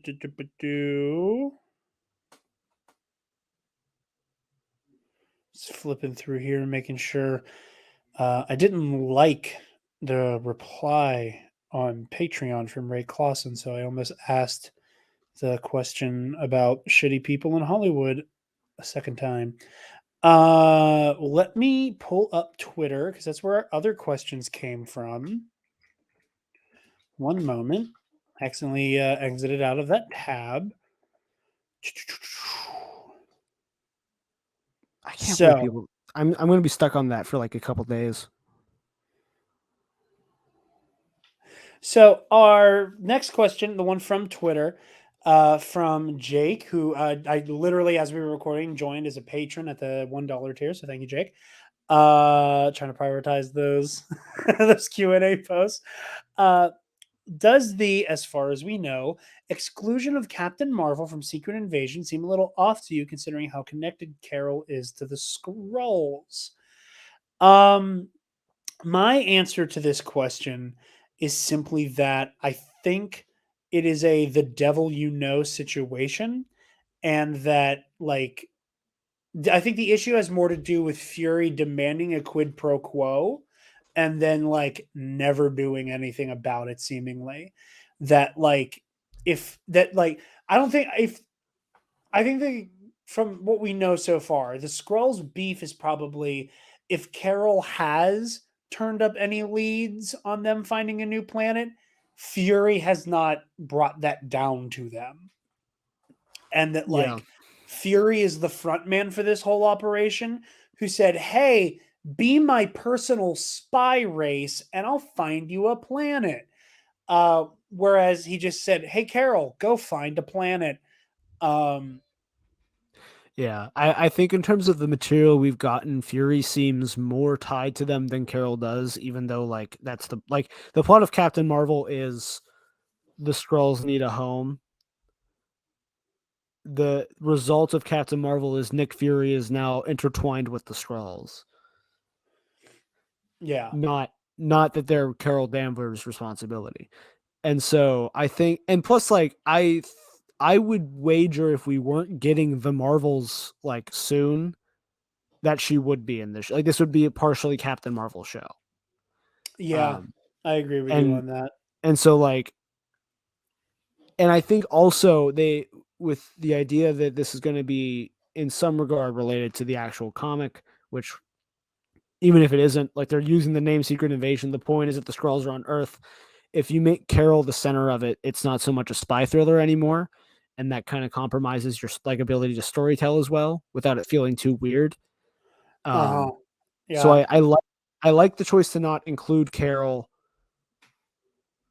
because I'm more excited to see her in the Marvels than I am to see her in this.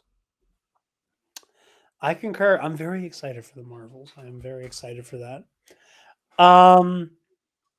Our next question comes from Trey Mitchell of formerly of Skywalking Through the League, currently of Mile High Cinema. Go check that out. I've made quite a few appearances. I actually have the same title for Mile High Cinema that I have for the Bombad cast, which is I am the most reoccurring guest on that show. So go check that out. Trey asks, is Jarod a Skrull? Yes. Wouldn't you like to know, Weather Boy? Uh, uh, Turn also, in green. this, Do it. I can't turn green. I'm on a green screen. It wouldn't work. That's true. Yeah. It's a good cover. I like that. Yeah, right. Uh, that's how you know is ever since I haven't been sitting on a set. That was the turning point. Yeah, that Scroll Jared was early teen app Jared. Um, However, the scroll knew my opinion on whether or not a hot dog is a sandwich. And the scroll was also correct. Anyway, also in line with, I love that smile Travis makes where I like subtly started an argument just to immediately end the conversation and steamroll Mhm. right over it. Fuck you. It's not. Bill Sheehy, also of Skywalking Through the League, dear friend of mine. He's got a 3-parter. Part 1. Why do you think the responses to Secret Invasion have been all over the place? Some love it, and some say it's a return to form, and others are calling it boring. For the people who are calling it boring, I think that they went in kind of what Travis and I were talking about earlier, that we would have seen a superhero die and be revealed to be a Skrull by now. I think people went into this expecting it to be earth shattering from the giddy up, Mhm. and it be less of a just straight up spy thriller. I think they wanted something a little bit more cosmic. And I think they wanted something a little bit more hero based. Um, where in reality, we're getting very real acts of terror. Um, and I think I think the Winter Soldier, the movie, not the character, heads are eating good at the moment because it is a grounded political thriller, and one that is pretty well paced and pretty well acted. And the fault lines for MCU TV typically show up when you have these big crazy CGI heavy set pieces, and the weaker villains. And so far, Gravik has been gripping enough, and there hasn't been some crazy CGI fest yet that sometimes takes people out of the experience. Um, Part 2, Dream Lex Luthor. I honestly haven't Travis? given too much of a thought to this.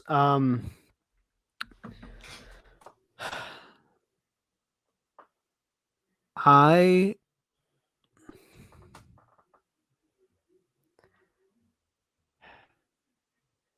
I trust James Gunn.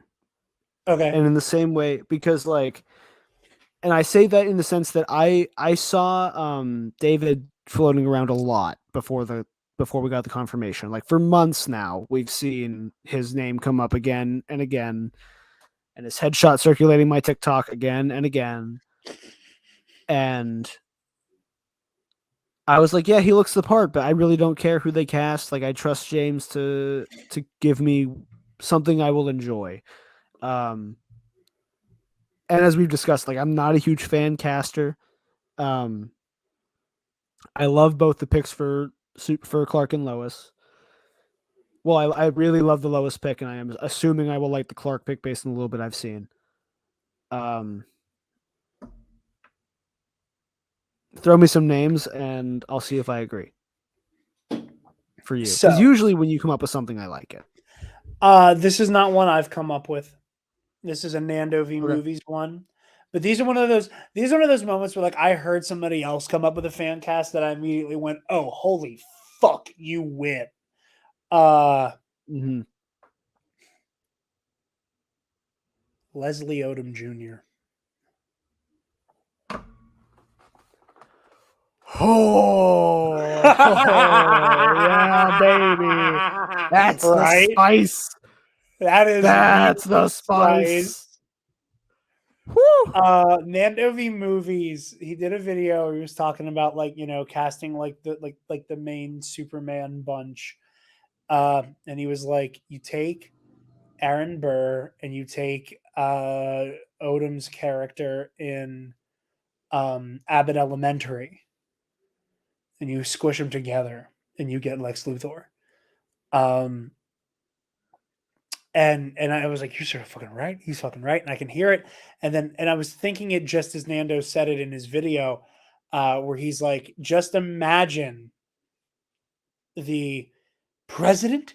Do you have any idea how much power I'd have to give up to become president?" Coming out of Leslie Odom Jr.'s mouth. Yeah, you sold me. All right, I want it. I will be okay if I don't get it. I won't be just. I'm not gonna. So as long as we don't get another Jesse Eisenberg situation, which again I don't blame him for. Of course. I back when all that casting was happening and the whole meme of like a missing letter in the leak, so we thought we were gonna get Heisenberg, meaning Bryan Cranston, and again, top of my Breaking Bad kick, so sold on Bryan Cranston. I know Bryan Cranston exists in the pantheon of like, oh, do you want John Krasinski to play Mr. Fantastic? Like as gimme fan casts. But like I don't think Cranston would I think Cranston would be a great Luthor. I think he would be utterly incredible. Like genuinely one of and I said specifically not even because like, oh, he did great as Heisenberg, so he's just such an incredible actor.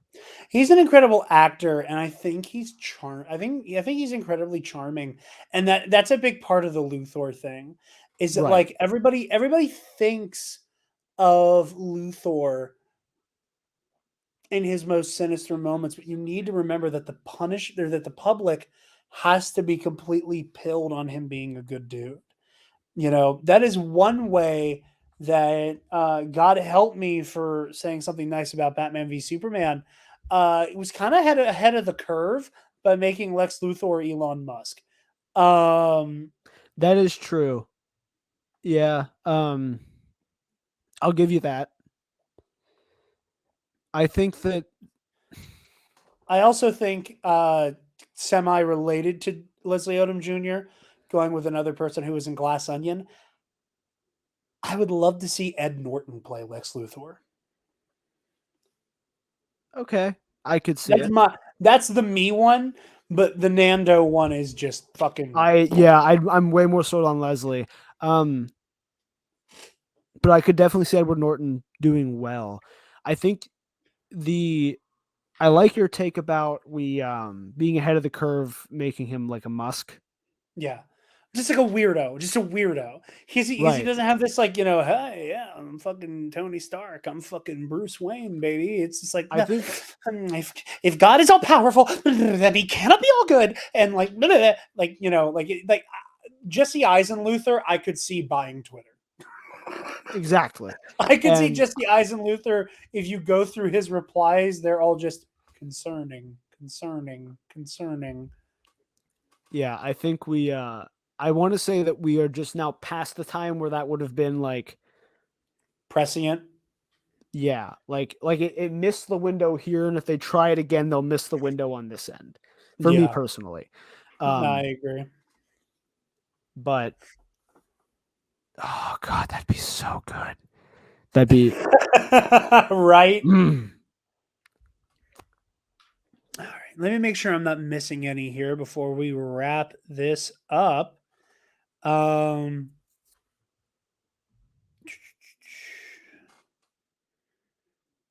Yeah, no, I think I feel like there was one on an earlier YouTube video that I didn't think of. Oh yeah, there was actually.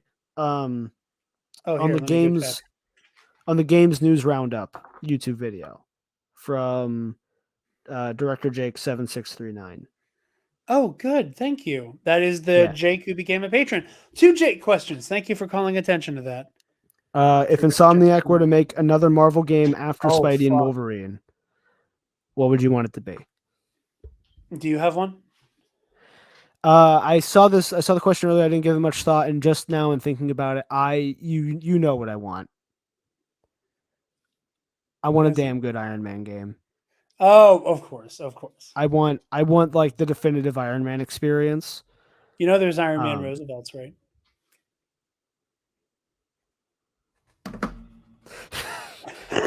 My wallet can't take it. Next episode of Teen App, Travis. I'm wearing 3 shirts at once somehow. That's so funny because there's 4.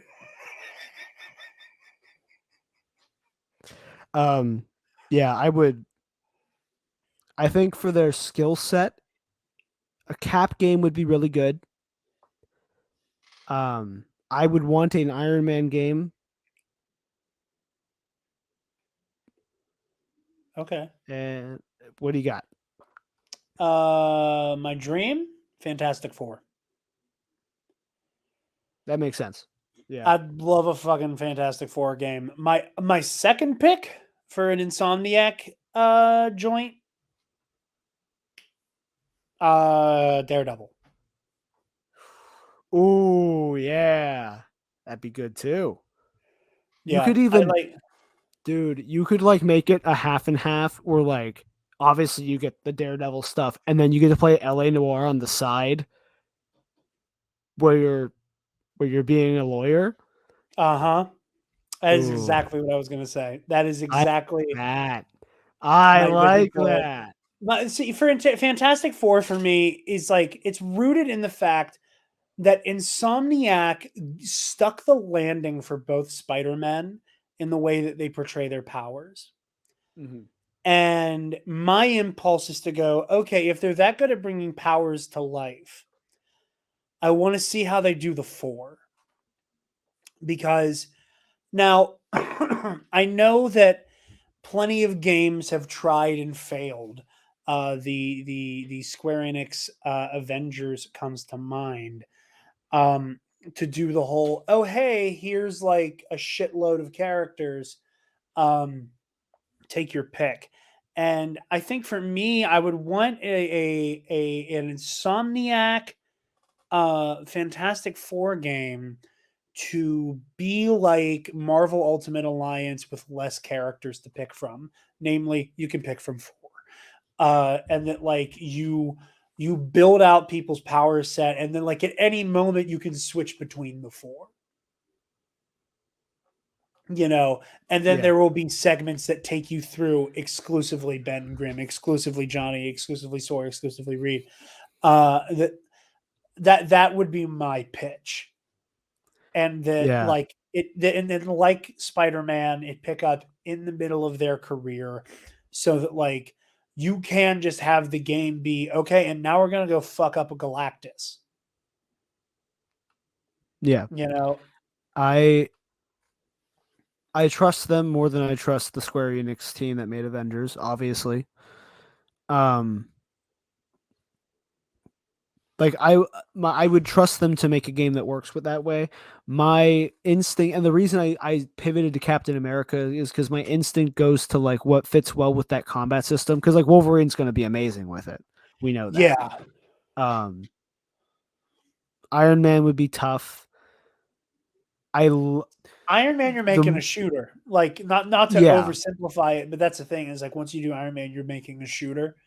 Right. A very, very complicated shooter, but like your main form of combat is going to become repulsor stuff.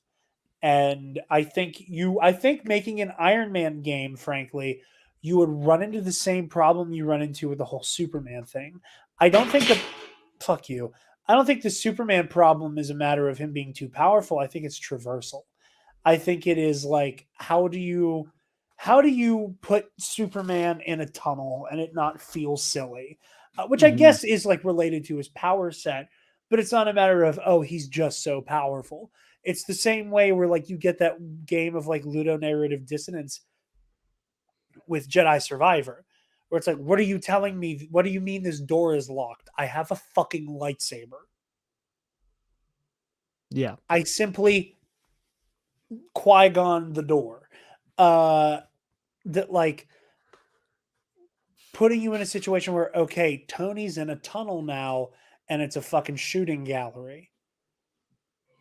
Part of you would go, I can just down the hall. But you defeat the purpose of playing the fucking game at that point. So that I think those are like the main challenges you run into. But again, I would love to see their approach, and also just the design. I would love to see Insomniac take a once over at any of these characters we've discussed and their outfits. I still stand by loving the White Spider. It's one of my favorite Spider-Man suits of all time. It's grown on me. It's definitely grown on me a lot. It just pops so much to me. I really like that suit. Yeah, and the more I dwell on it, the more Daredevil stands out to me as a solid pick. I'm trying to look on that episode to see if there are any more questions. No. Okay, cool. All right. Well, I think that'll do it for this episode. Guys, if you want to submit a question for the Q&A, you can either subscribe to our Patreon to guarantee that your question gets asked in the soonest episode of relevance to that question on our Patreon Q&A post. I'll be making another one on the 2nd for y'all. And then, or you can just leave a comment here or DM us on Twitter or reply to whenever I make a tweet about it. Turn on post notifications for us on Twitter. And be sure to like and subscribe. To those of you listening to the podcast, I just do want to briefly reiterate, we are on the cusp of the channel being monetized. We need about 120 so subscribers more. And a couple, I think like 100 or so more hours of watch time. So if you're somebody who typically listens to the podcast on Spotify or Apple Pod or whatever, consider just tuning into the YouTube version. Just push us over that finish line. But like I said at the beginning of the show, our Indiana Jones review is going to be a little bit delayed. Spencer is typically very busy with family stuff in July. So we're going to try to make time for that. I do not want to do the review without him. Even if I see the movie for the first time without him, I am not doing the review without him. So stay tuned for that. Alden Diaz will be joining us. And then also, once Spencer's situated, I have a very exciting episode of Knights of the Nerd Republic. Travis, you might be interested in being on for this episode. Mesa Windu, popular Star Wars TikToker and Twitter personality as well, had a prompt going around not too terribly long ago asking what non-Jedi characters would make up your Jedi Council. I saw that. Yeah. And I reached out to Mace. He never got back to me. I want to try to have him on the show. It's okay. I want to have him on to have that conversation. He never got back to me. But I do still want to do a whole episode about that. And Spencer wants to be on for that as well. Very, very, very excited to have that conversation. Excited to see who all we pick. But yeah, I think with that, that's all we got. Travis, where?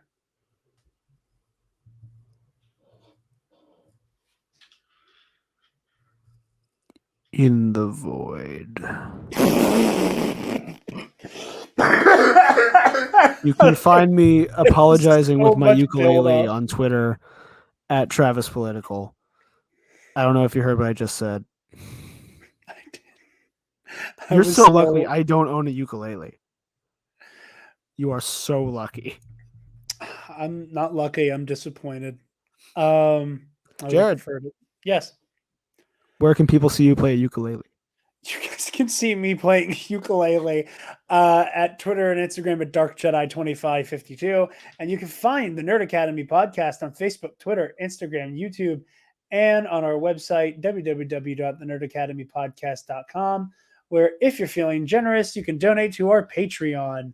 Speaking of, I still can't find the Give Me a Dollar Guy clip. I have to hunt it down now. But if you subscribe to our Patreon, you get a shout out at the $10 tier in every episode. So thank you to Keandre Lloyd, Colin Provolone, sir. So good.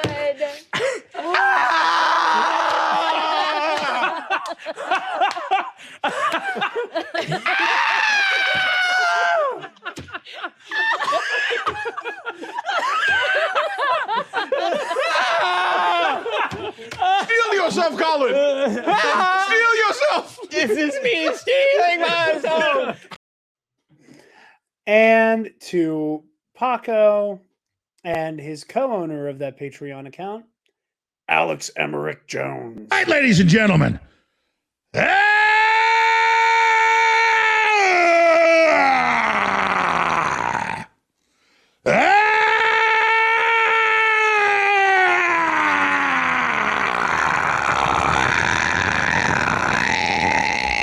From the front lines of the information war, it's Alex Jones.